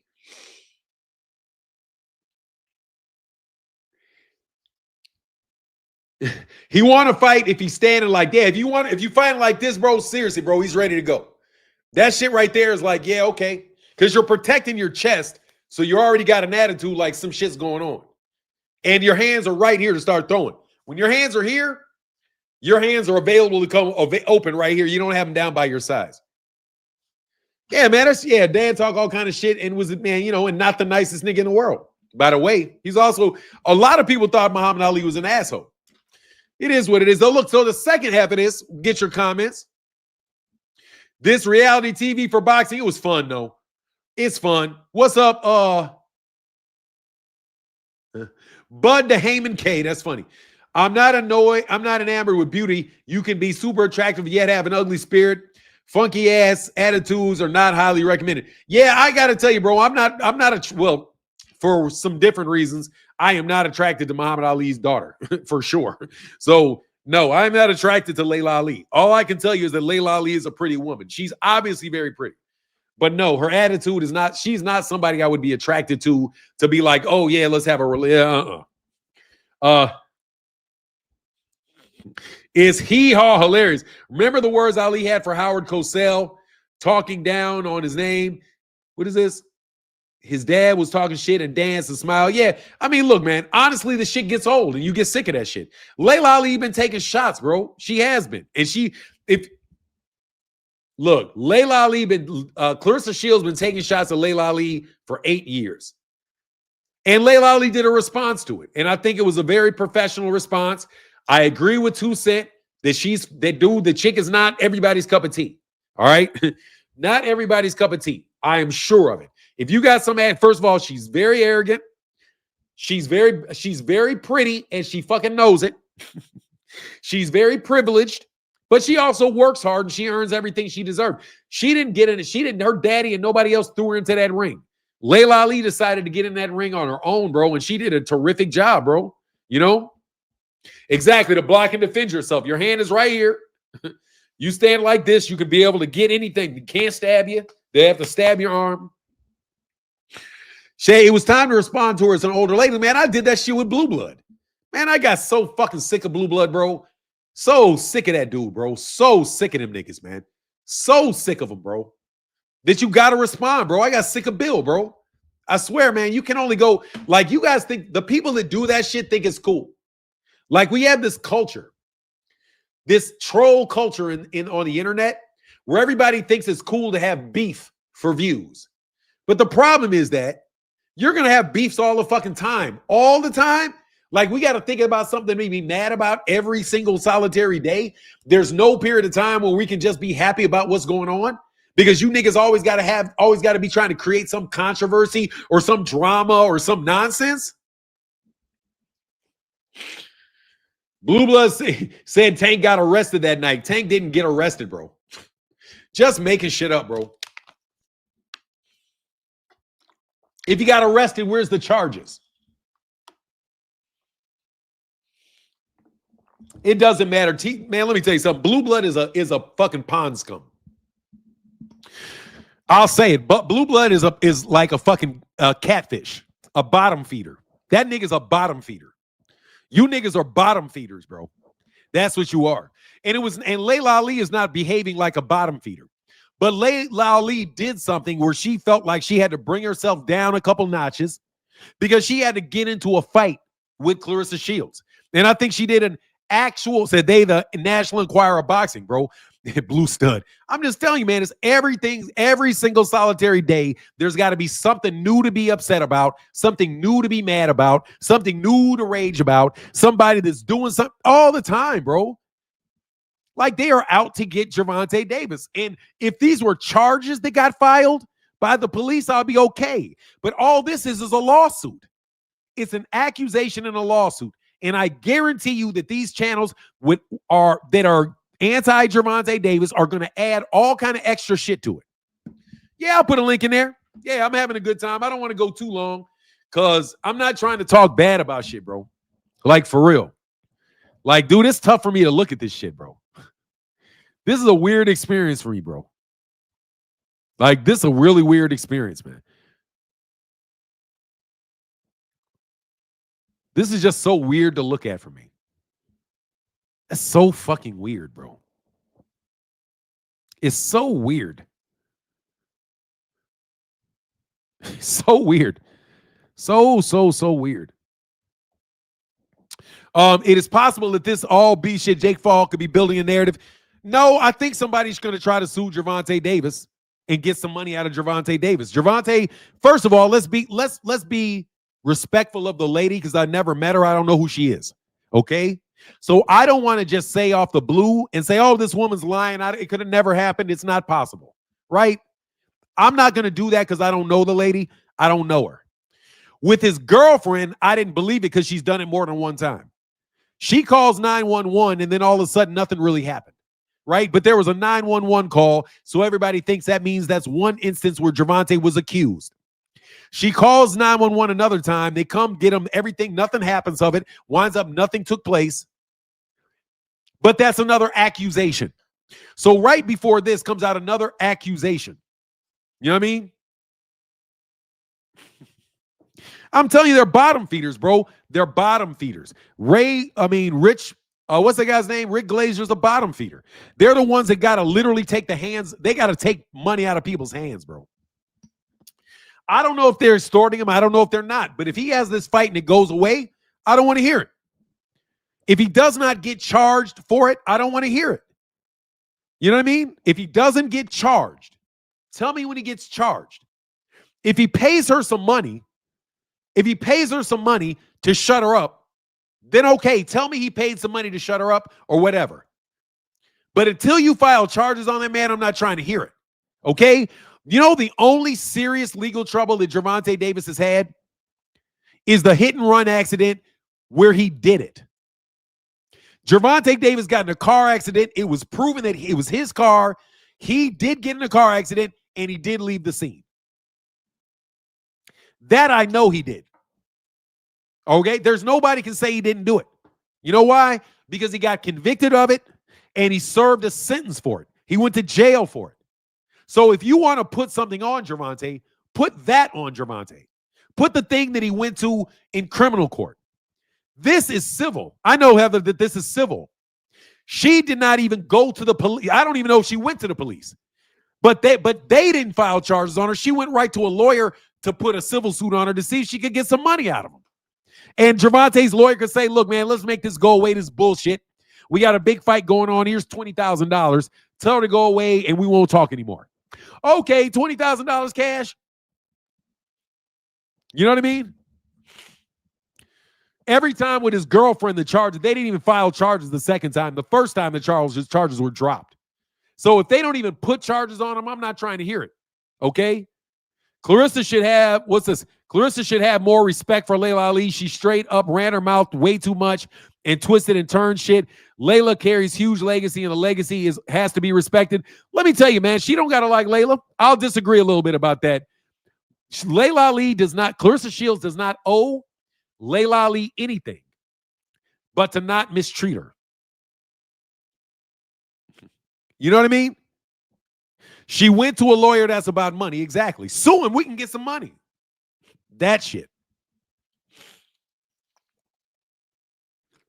But I don't know if that's what she did. I don't know if he did it or not. I don't know what he did and what he didn't do. You know what I mean? All I'm telling you is she went to she did not go to the law and say he did it. She did not go to the policeman and say he did it. If you don't go to the police, what am I supposed to believe? You didn't go to the police. You're just giving me a story and saying he should pay you money. You're asking for his money. You're not asking for him to be punished for what he does. You're just asking for a couple $1 million. So it'll go away because he's got money. So for me, bro, I'm not buying it, dog. I'm not buying it unless you really you got to go to the police, bro. Like Beverly Johnson, bro. Beverly Johnson got out there and said that shit about Bill Cosby 30 years after the fucking case and never said that he did anything. But she damn sure took that speaking engagement money to say, oh, yes, I went to his house asking for something. He gave me a drink. I started feeling funny. Then I said, hey, can you call me a cab? I want to go home. And then Bill Cosby caught her a cab and sent her home. She never called the police. She never filed charges on him. She never even accused him of anything. But 30 years later, 40 years later, here she is when somebody got some money to offer her to say these things. And here's something else. You don't know if that lady got paid to file the charges. You don't even know. The lawyer could have said, hey, man, I'll take this pro bono. You ain't got to pay me nothing. All you got to do is agree to sue him. If you agree to sue him, then, hey, that man might be an ambulance chaser. I don't know what's going on with that shit. You said I didn't like that. I expected more of her. Like, bro, you got to like, that's what happened in that particular situation. When it goes on with Gervonta, it always brings me back to think it was Nonito who said Floyd wanted him to pretend like something was going on with Nonito and his wife to create publicity. Oh, when this goes on with Gervonta, it always brings me back to, I think it was Nonito who said Floyd wanted him to pretend like something was going on with Nonito and his wife to create publicity. Yeah, that would be some Floyd bullshit. You're right. And so anyway, it's a money grab. It's a money grab at best. It is a money grab at best. Fanon, if Tank did what she claims and so-called report describes, Tank would be in jail and charged as we speak. Exactly. He beat me up. She'd have marks all over her face, pictures and all that shit, and his ass would have been in jail. That's what I'm talking about. Why are you asking for money? You're asking for money. You're not asking for anybody to do you right. You're asking for money. Let me put the link in the chat for the last little bit of time I'm going to be on. I should have called my son, but I didn't. And I don't have my phone on me. Damn.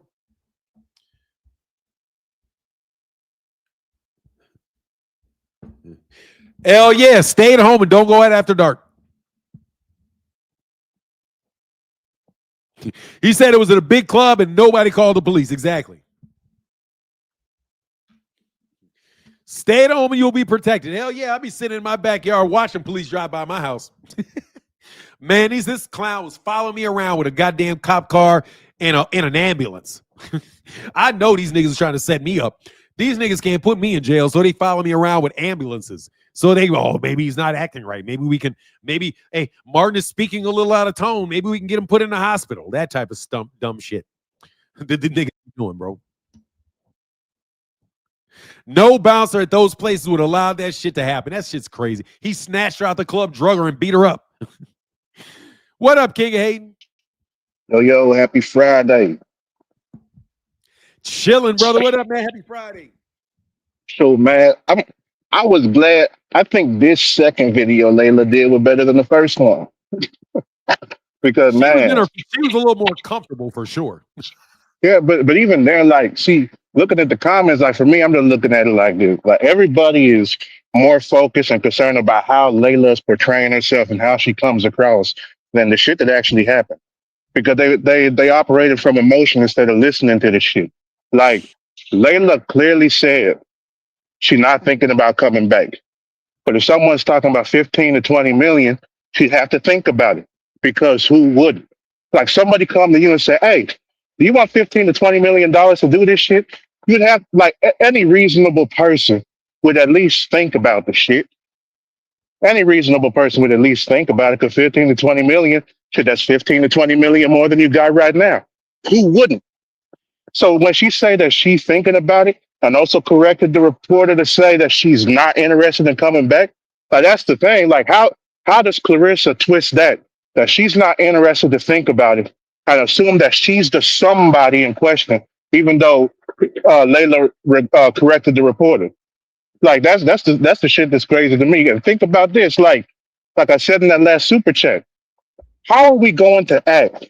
Like, we all haven't been, like, how many of us do some of the same shit? I'll be right back. All right, for real. For sure. Like, how many of us still do all the same shit we did when we was kids? Like, we saying we ain't never grown out of shit ourselves. We saying there ain't shit we used to do that we no longer feel the same passion for. And it sounds like that's where Layla's at.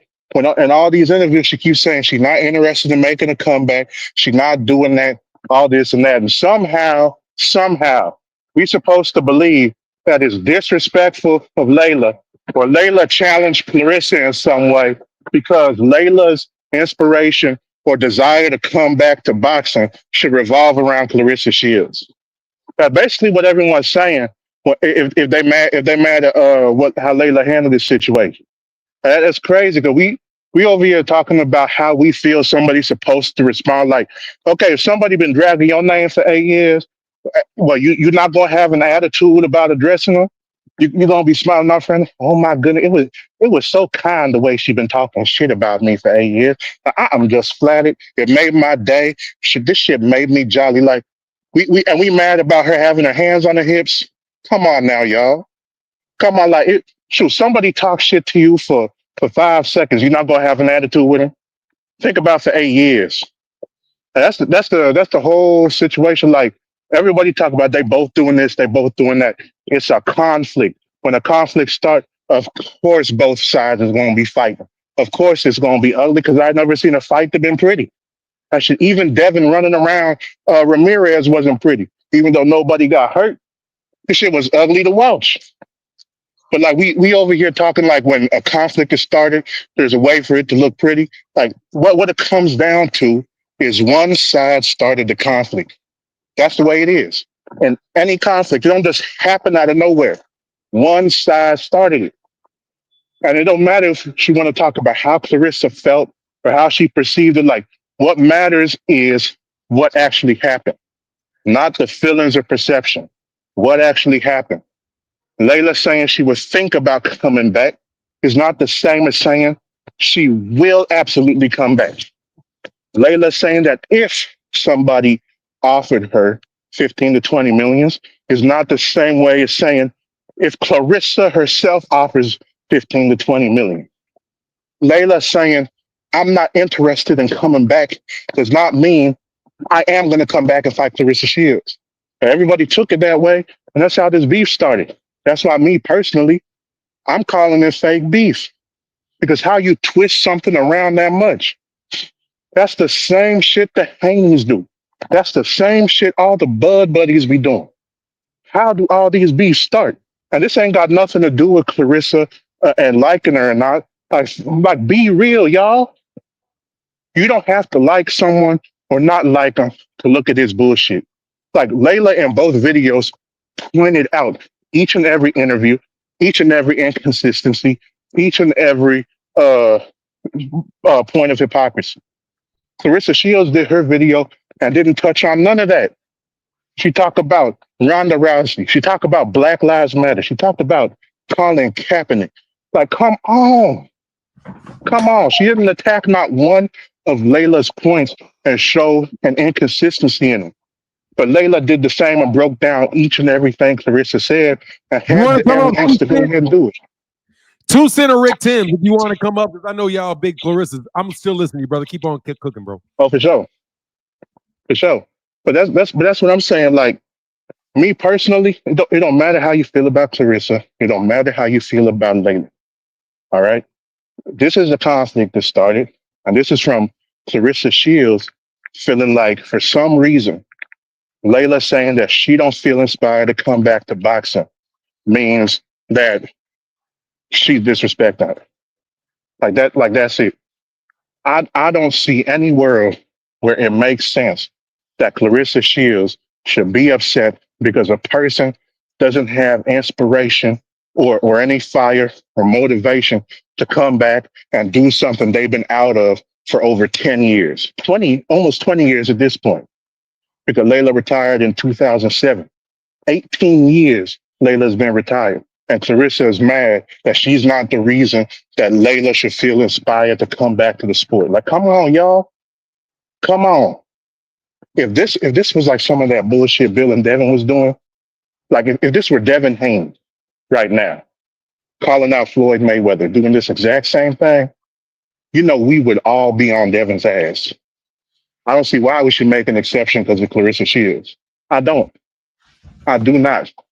What is And that? we I'm even, sorry, I missed that last part. I was saying if this was Devin Haney doing the same shit to Floyd Mayweather, even though he did, by saying he beat up Floyd so bad that's why Floyd retired during the training camp for the Conor McGregor fight. We all called out Devin for that, but we're not gonna call out Claressa for this when it's basically the same shit except worse because it's been 8 years. Like, come on. Because everybody mad about how Layla responded, like they wouldn't be mad if somebody did the same shit to them. They talking about it like they would be smiling and happy. Like, why are we telling people how they're supposed to respond? That's the part that confused me about it. What's up, Terrell? What's on your mind? Let's say you jumped on real quick. Oh, yeah. Thank you, man. Thank you for allowing me on your show, Mr. Bond. For non-boxing, I Yes, watch you sir. every day, man. You're a good guy, man. I like your style. Appreciate you, brother. But thank you, thank you, thank you. But look, I just want to say something about Tank Davis. I just came in from last night. I mean, all night. But look, what I want to say is women, right? If you're not moving the way that they want you to move, then they will try to create a narrative, especially when you got money, especially when you got when you have not got, especially when you have money, you gonna get you're gonna get pushed around like that. You know what I'm saying? And what I gotta say to Tank Davis, man, you gotta go back home to the foundation, to where you come from, the foundation, man. That's all you gotta do is come back to the foundation and build from there. That's all you gotta do, son. I mean, not son, not. I mean, young. I mean, really though. That's all you gotta do is go back to where we start. All that beautiful stuff. I mean, that's beautiful. I mean, that's vacation stuff. No, come back home, man. And that's what I have to say for Tank Davis, man, because these people are really trying to steal from you. I mean, you have senators, you have lawyers, you have mayors, you have governors that is trying to steal from you in these other states. But if you're home and then you vacation, then that's another place. I mean, they can't do what um Baltimore is just not going to allow them to do that to you. You see, so Yes, you yes, should sir. come back home and and build. I mean, you can go anywhere. Baltimore's Maryland is really big, so you can uh build a house and you come build your mansion, do whatever you made it. You made it, and we love you. I mean, All right, bro. most Baltimoreans love you. So I'm just saying to you, Tank, man, you should come back home, man, and start all over, man, and just try a new way. Bring your family with you and just try a new way. That's all. All right, bro. Appreciate you, Terrell. Thank you, sir. Okay, thank you. All right, man. Get back. Real quick, I'll let you keep cooking with King BGT. How can I help you? What's up, Talon? How you doing, brother? I'm good, brother. How are you? Pretty good, pretty good. I've been listening to this Layla Ali and Clarissa Shields thing, and I'm gonna come at it from a different angle, man. I feel like I get why everybody on Layla Ali's side because her videos made more sense and was able to win over, in the court of public opinion. But, however, I do understand why Clarissa Shields would feel like they were shots that were being thrown at her because I have one question for you. With women's boxing being as paper thin as you saying it is, correct? Just ask me the Who, question, bro. I don't like to be who? led. No problem. Who would Layla Ali be coming back for? There was Nobody. nobody else exactly. So there would have been nobody else for them to ask her about coming back for had it not been for Clarissa Shields. She wouldn't have been coming back for Kaylee Taylor. She wouldn't have been coming back for Amanda Serrano. Yeah, Of but course, that's those the guys are point. two. She's not coming back. She said it like 1,000 times. She's not coming back, though. She has no intention of coming back. And I She's and not. I totally understand that point. I'm just saying I understand why Clarissa Shields would take it as a shot at her because when she said what she said on the Breakfast Club interview, she pretty much said, "Oh yeah, I don't see nobody that's worth coming back for. But it's like in that weight class that she would have came back for if she was to come back, Claressa Shields was the only person there to come back for. Right.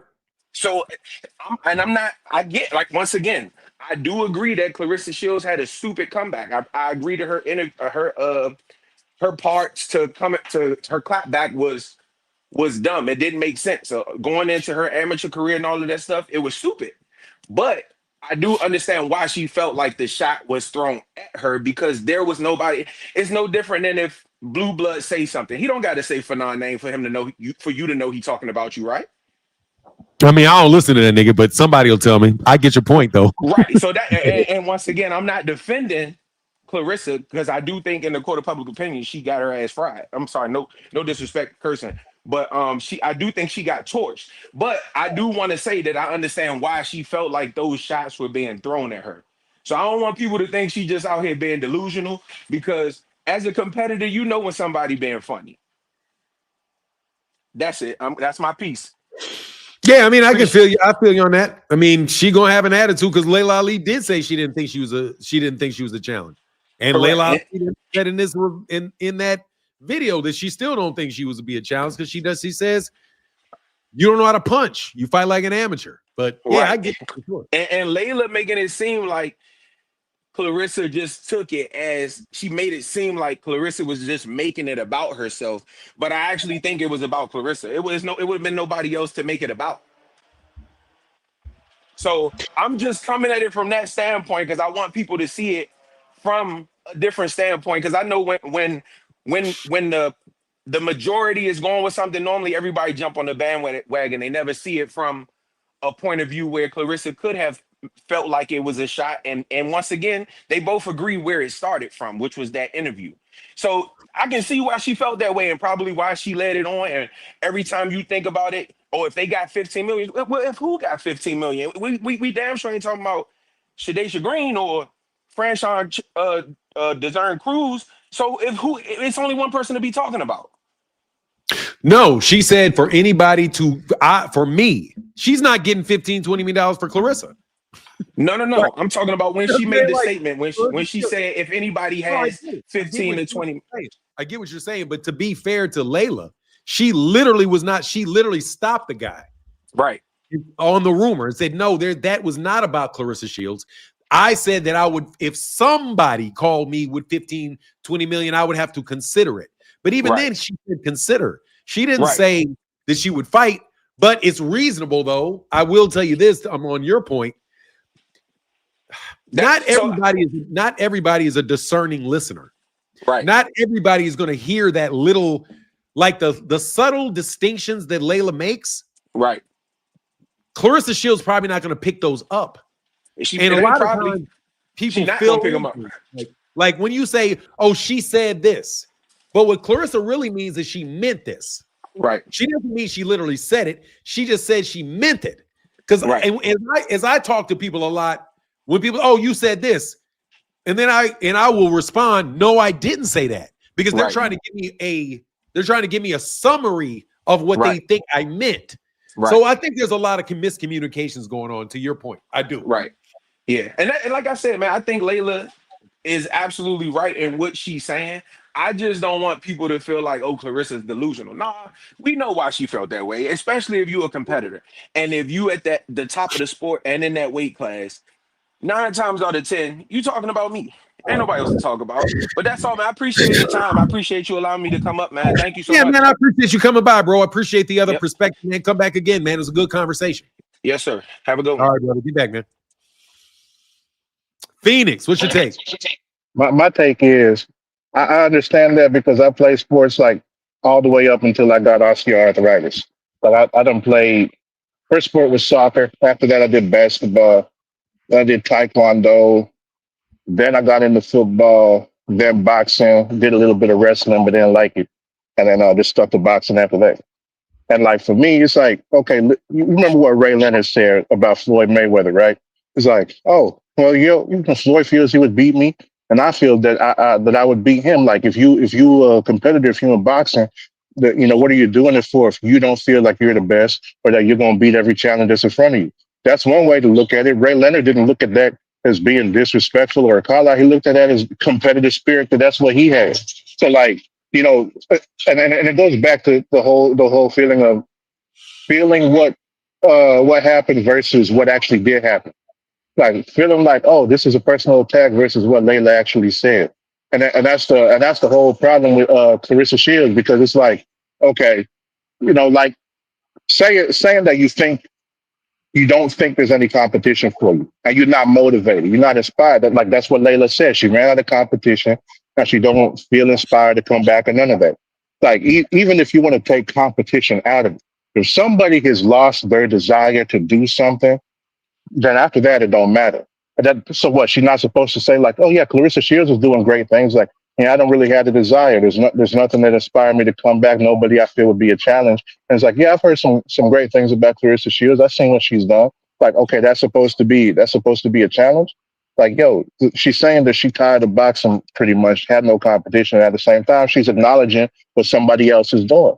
Like, I don't see why that should be something that Claressa twist up to make about her. Like, even like the last guy was just saying, like with the interview they asked her, and Layla corrected him. No, I'm not. I didn't say Claressa. I said if somebody. Like, words matter, and like you said, a lot of people don't pick up on that, and a lot of people don't have discernment when it comes to certain things. But like what people say actually does matter, and we see that Layla's story has been consistent the entire time throughout this. And Claressa has had like 15 different stories for each different scenario.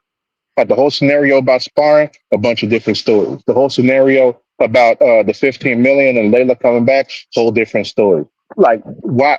Like I don't see how we looking at it. Whether you like Layla or whether you like Claressa, how we looking at the person that's consistent and saying they full of shit, and then the person with 100 different stories isn't full of shit. Why is that?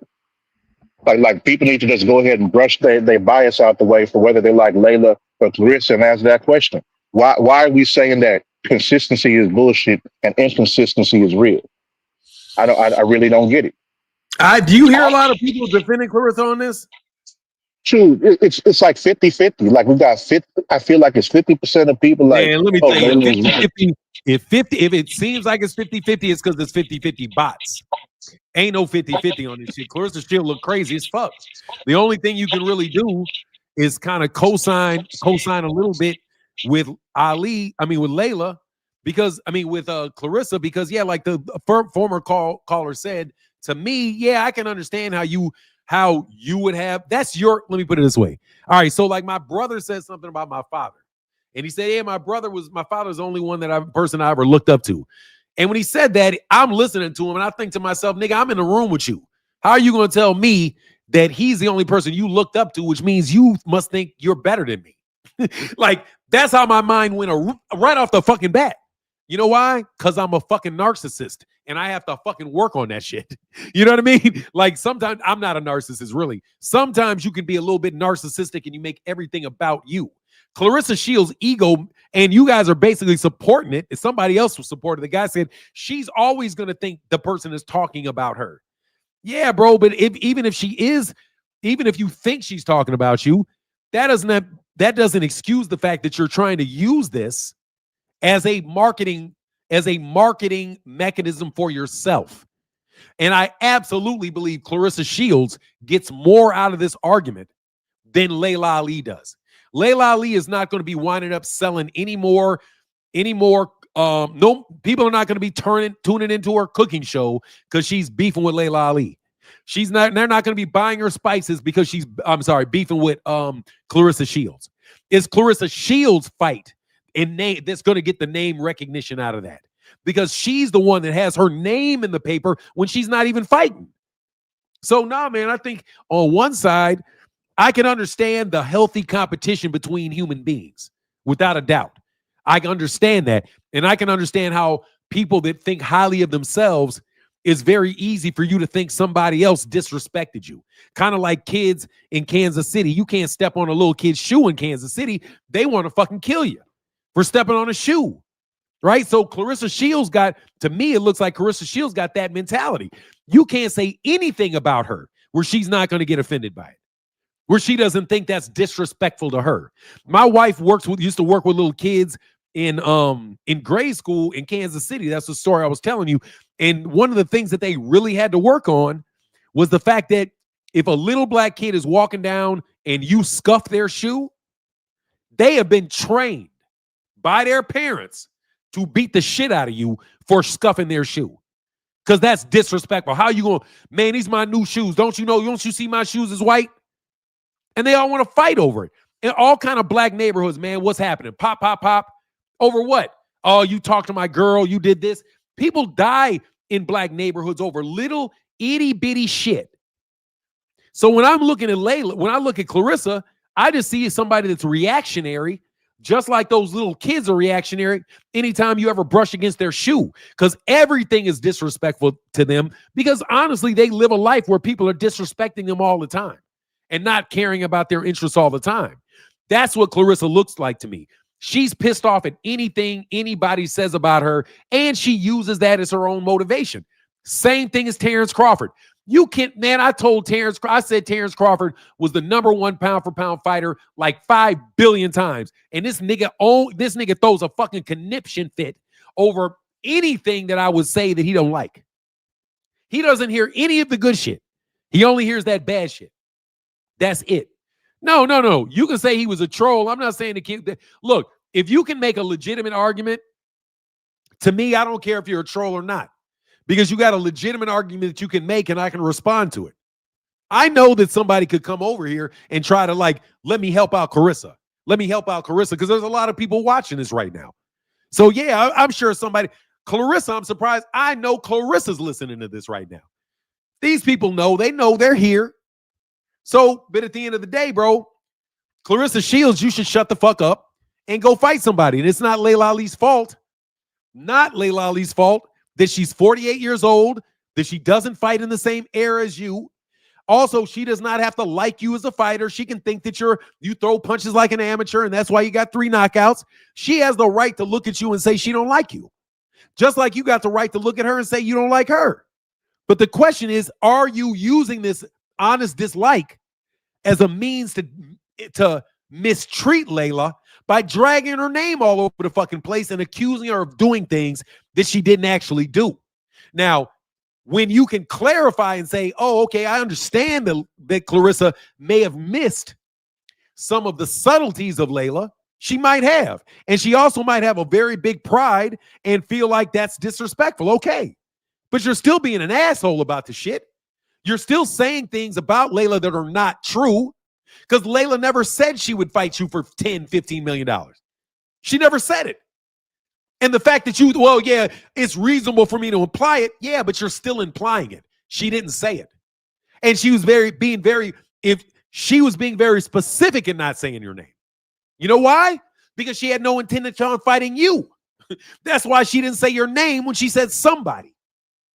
Because she would have to look at the $15, $20 million, and she would have to look at the somebody. And what she's telling you is there's $20 million it ain't worth. I don't want the $20 million. Because never in your life are you ever going to get the Ali name on your record, baby. You're just not going to get it.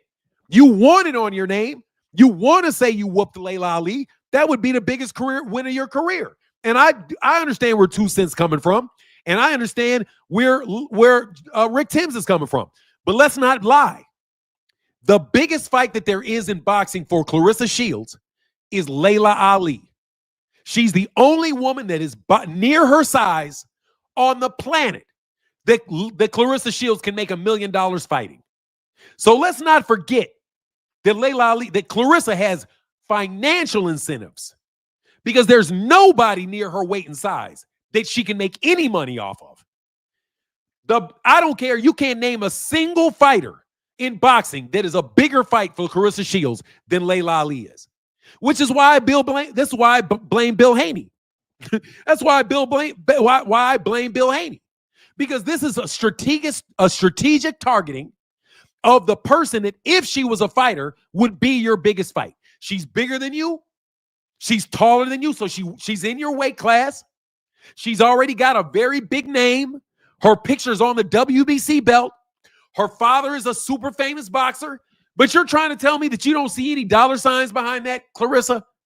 How did you pop up with $20 million to give. That's I fucks with 2 Cent and Rick Timms. That's where you guys' argument falls apart. Because Claressa Shields went out and found $15 million. Fight Hype, who released these videos, tried to make a fight with Laila for $20 million. There is no female fighter ever that's made $20 million. There's no female fighter that's ever made $10 million. There's never been one. I don't think that there's been a woman fighter that's ever made $5 million. But you got 20 for Claressa. You got 20 for Laila? That's because it's Laila Ali. Okay? Don't just say, oh, that's just his daughter. No, that's his daughter. Which means what? There's a lot of money in that fight for you. Don't act like there ain't no money for you. Don't act like there's no financial motive for Claressa Shields to try to get that fight. Because there's nothing close to that. Now, the funny thing to me is I know that you guys have been using that same question and posing that question to me. And you said, Martin, who can Laila Ali fight this as big as Claressa Shields? The answer is nobody. But watch this. What can Laila Ali do that will get her more money? Well, she could have television shows. She could sell spices. She's also going to get royalties from her father's name and likeness. She's got an NFL paycheck coming from her retired professional football husband. You know what I'm saying? There's plenty of things that Laila Ali can do to put food on her table and a roof over her head. Plenty. Now, let me ask you, Claressa, what are you going to do if you didn't have boxing to put a roof over your head and food on your table? What are you going to do if you don't have boxing? The answer is you're going to have to figure that shit out. It's going to be something, but you got to figure it out. Why would Laila Ali, who already figured it out, let me tell you, man, she's 47 years old. I can relate. She already made her transition from athlete to commentator to analyst to businesswoman. She's already made that. You know what I'm talking about? She's already gone through that. Claressa, you got to go through that. And you're fucking blowing it. Fact of the matter, you're trying to figure out how can I get $20 million. Nah, baby, you could have figured out how you could get Laila Ali to fight you. But you took the wrong approach. And there's nobody else to help you. Because Francis DeJourn Cruz ain't getting you $5 million. Shadeja Green ain't getting you $5 million. Matter of fact, I might be wrong. You can tell me if I'm wrong, Phoenix. But I think if she fought Shadeja Green, she got to fight on an MVP promotion. Am I wrong? That's MVP. No, I don't. Yeah, that's what they were saying, that MVP would signing with them would probably get Claressa her biggest payday, because like Amanda Serrano and Katie Taylor been paid the most. They said Katie made $6.1 million for their second fight, and they were saying that Amanda and Katie got $9 million apiece for their purses before sponsorships and all that for the third fight. Claressa ain't never made that. For their purses and all that. So say they got $10 million. That's the most a woman fighter has ever made. You're trying to, Claressa, you got 5 extra for Laila. Look, bro, that Ali name is worth a lot of money, ain't it? Oh, it is. I was going to say one more thing before I hop off. Like the whole beginning, since they agreed about where it started, you know, and it seemed like it's that misunderstanding. It's like the best way I could describe it is like if I go over here, you know, because I drive a black car. Like if I point to my car and tell you, hey, this is my car is black, and then you turn around and say, oh, so you really mean grass is purple, and if birds get their wings cut off, alligators will do the backstroke. And then we disagree over that. That's basically what Claressa Shields did and where the beef started. Laila said, I'm not interested in coming back, and Claressa is doing great things. And Claressa took that to mean, Layla's saying if she came back that she would whip my ass because I'm not a challenge. And that's where the beef started. So that's why it's very important to listen to what people say and push your feelings out of it. 'Cause like I said, it's a pride thing. Like they was congratulating Terrence Crawford for his record in 2 times undisputed. Like they didn't put out news articles when Claressa got hers, and Clarissa was like, "Well, you need to remember the woman too whenever you talking about this because I did it before Bud." But It's yeah, not we the saw same some. sport, bro. It's not the same fucking sport. Man, Exactly. women's That's sport, just let me dip. I just want to say one thing. I'll let you go again. Dude, you cannot compare, you cannot cross compare. Men's sports and women's sports are two different things. You're playing the same game, but it's a different sport. Men's sports and women's sports are not the same sports, bro. They don't play the same. They're not going to, because of the capabilities of the people there. That's why I like women's tennis way more than I like men's tennis. Tennis is perfect for women. I don't like men's tennis. I love women's tennis. It's much better sport than men's tennis. Women's boxing is getting there, but it's not men's boxing. You know what I mean? Anyway, go ahead, bro. I wouldn't cut you off. But no, you're good. You're good. But yeah, that's all I was saying. It's like that the misunderstandings, man. Like people need to really pay attention to what's being said because like we see it all the way across the board, and it's the same thing. Like siding with Clarissa in this situation. Like I don't know if it's because of like feeling sorry for her or feeling like she's been slighted. Like that's the thing. Like how a person feels is how they're gonna feel. Like whether there's fact in front of them or not. Like you can go ahead and even show like Laila did. She replayed specific parts of the clip, like had it on repeat so we would hear what was said like 3 or 4 times. And people still disagreeing with it. Like what is that? It's kind of like how you always have to break down the rules and show the rules directly from the website. But you had them do is want to talk about, well, this channel said this, and I saw this on Twitter, and I saw this on Wikipedia, but you pulling up the direct source, which is the sanctioning body's website, and they're still disagreeing. That's the same thing here with Clarissa and Laila. Like Laila is pulling out exactly what was said, exactly what was done, and people saying she wrong for that, whether because they didn't like her presentation, they didn't like her attitude about it, or whatever. Like it don't change the fact that she came back with the facts. And that's where I leave that at. Yeah, man, she looked bad out there because she definitely is busted. I mean, Laila Ali made her point so well, it's so hard to argue with the shit. And the problem, I think, what really weakens Clarissa is that Clarissa is saying a bunch of shit and reacting to a bunch of stuff that Laila didn't say.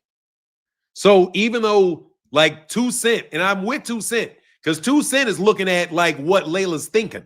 Like, yeah, I'm smart enough to know what she really means and what she really thinks. That's fine and dandy, but the problem is she didn't say it. So when she didn't say it and you said to other people that she actually said it, you're wrong because you're not telling the truth. That's not what she said.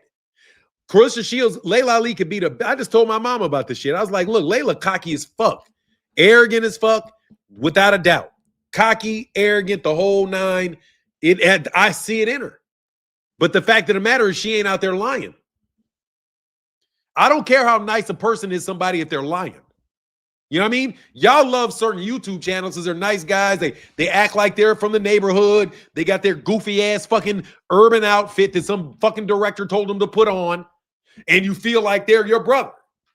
Right? But fuck no, they're being a fucking fraud. So Laila is being a fraud. Laila is putting on a mask. Absolutely.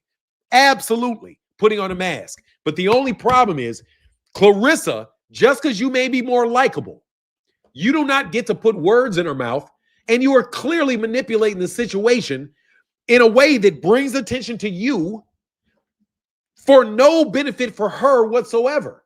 Like if Gervonta and Shakur were arguing back and forth, dude, that's a benefit for Shakur, and that's a benefit for Gervonta. Shakur says, I want Gervonta. Those guys are both active fighters. I still don't see what Laila Ali gets out of Claressa Shields talking shit about her. Like, what does she get for that? Like, Laila talking about Claressa Shields is bringing attention to Claressa Shields. It is. But what does Laila get out of it? What does Laila get from that? She's not coming back to boxing. That's not going to, like, again, people are not going to start buying more of her. She is relevant. What do you mean she gets relevance? She's already relevant. She's the daughter of Muhammad Ali. She's on the fucking WBC belt. Laila Ali does not get relevance from Claressa. That's just not a fair assessment. She's already on television. That's like Tank clout chasing Devin or Shakur. I mean, she's already on television, Kusid. She's already famous. How is she going to get relevance? The girl's she's been well known and from a well-known family her whole life, bro. Her relevance is never going to leave. Like, she was born relevant. She's going to die relevant. She can't get that from Laila. She can't get that from Claressa. It's just a fact, bro. Like, I don't know what I can say, man, but fuck, like, she's already famous. Like, who's famous they'd be looking for relevance? They're already there. Anyway. I got to roll when I catch you later, man. I don't think Laila Ali's the best female fighter ever. I don't think that.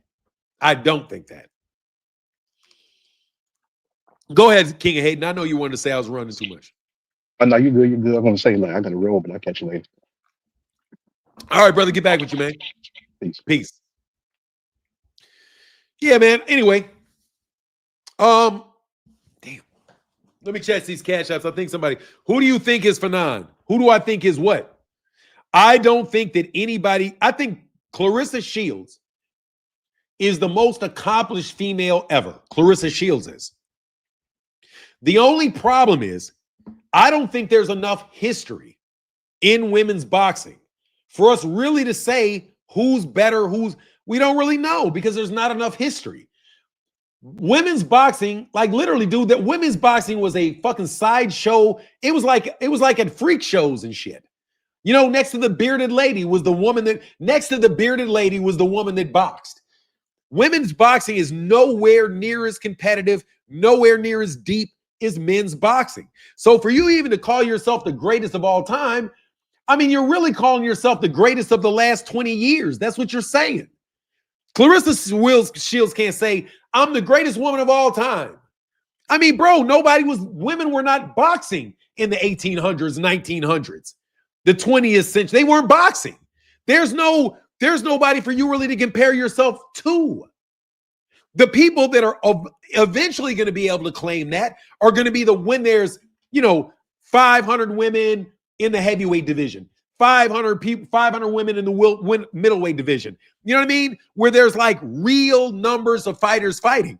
I don't think Claressa Shields or Laila Ali can talk about women's boxing and be like, dude, because first of all, women's boxing hasn't even made it yet. Claressa saying what she's done for the sport, bro. Claressa has fought on Showtime. They stopped putting on women's boxing. She fought on ESPN. I do believe they stopped putting on women's boxing. She started fucking around with Bill Haney. Bill Haney never even got her a fight. Like, come on, man. The only real major shit going on in women's boxing really is the shit over there in the UK a little bit and the stuff that Jake Paul's doing. Claressa Shields could have been the announcer on that fight card. But Claressa want to do battle with Jake Paul, and I'm not fucking with Jake Paul, and I'm not signing over there with Jake Paul, then, not because she don't want to fuck with Jake Paul. The biggest promoter in women's boxing is Jake Paul. The guy that's paying the most money for women's fights is Jake Paul. But Claressa doesn't want to go to Jake Paul. Just like Terrence Crawford didn't want to go to the PBC. Claressa want to be a contrarian and not fuck with Amanda Serrano, not fuck with the people over there at MVP that are really doing the women's boxing shit. They really are. Dude, they're selling out dang Dallas Stadium. You trying to tell me Jake Paul can't get something where he can sell out a stadium with Claressa? Dude, Claressa could be on the undercard of the Gervonta Davis-Jake Paul fight. I mean, from what I see, Claressa, dude, so for me, the best woman boxer, the most accomplished woman boxer I've ever seen is Claressa Shields. I don't know whether Claressa Shields doesn't have any knockouts. So anyway, it is what it is. Bro, let's not act like Claressa didn't get salty when Amanda Serrano was the highest paid lady, bro. She couldn't stand that shit because she doesn't feel like she should. Facts, Fanon. I like Claressa and all the ladies in boxing, but women's boxing is such a bad product. I don't know what they need to do. Maybe smaller gloves. Michaela Meyer fight was horrible to watch. I mean, seriously, they need to go 3 rounds, bro. They need to go 3 minute. They need to go 3-minute rounds. Laila Ali is telling the truth that she would get more knockouts if you gave her more time. I think that's true. Phoenix says, we really going to say we never seen some lose their fire due to shit? Oh, you already got that, bro. You did that a long time ago. Thank you, brother. Yeah, I know. Shit, I love track and field. I lost my fire for that shit. Lost my fire for that shit, man. Anyway, man, let me get up out of here, man. It's been a fun Friday. I was positive. Oh, let me check these cash apps. Maybe somebody supported in the cash app. I don't know if they did or they didn't, but I will check. I don't think I got a notification. I have something. Oh, no, somebody did support. My bad. James Taylor said, oh, Keisha, this is for being the best podcast. Thank you so much, Keisha. Appreciate you for the $5 holler. Appreciate you.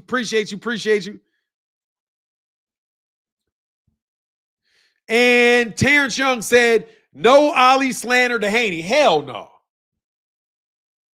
We don't take no Ali slander around here. Thank you for the $5 hollers. Anyway, much love to everybody in the chat, everybody in the super chat. Thank y'all so much for chopping up with me today. But I'm gonna get up out of here and get back to this stuff I gotta get back to. Deuces. Oh, put a 1 in the chat if you enjoyed the show. Hey, put a 1 in the chat if you enjoyed the show. Put a 1 in the chat if you enjoyed the show. I want to know.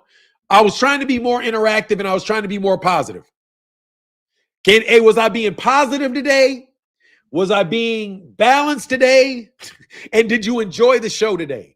Those were my goals. I wanted to be balanced in that I know that I don't want to be like I'm shitting on Claressa because Clarissa's out there getting her ass kicked. So I do want to acknowledge the side of Claressa Shields. Balance. Okay, cool. I was trying to be because I didn't want to, you know what I mean? I have certain biases. That I did not want to manifest. And I do know that I have certain biases. You know what I mean? You're great, my brother. Thank you, Zulu Lion. It made perfect Friday morning start. Thank you. Dope. All right, I'm going to get up out of here. Deuces, salute. Val Belly Beauty said, balanced, fair, great live. Thank you. Shay, Zula said she know we love her wild, mean self. Hell yeah. Yeah, but hey, man, congratulations on getting all this shit, man. Anyway, I'm out. Deuces.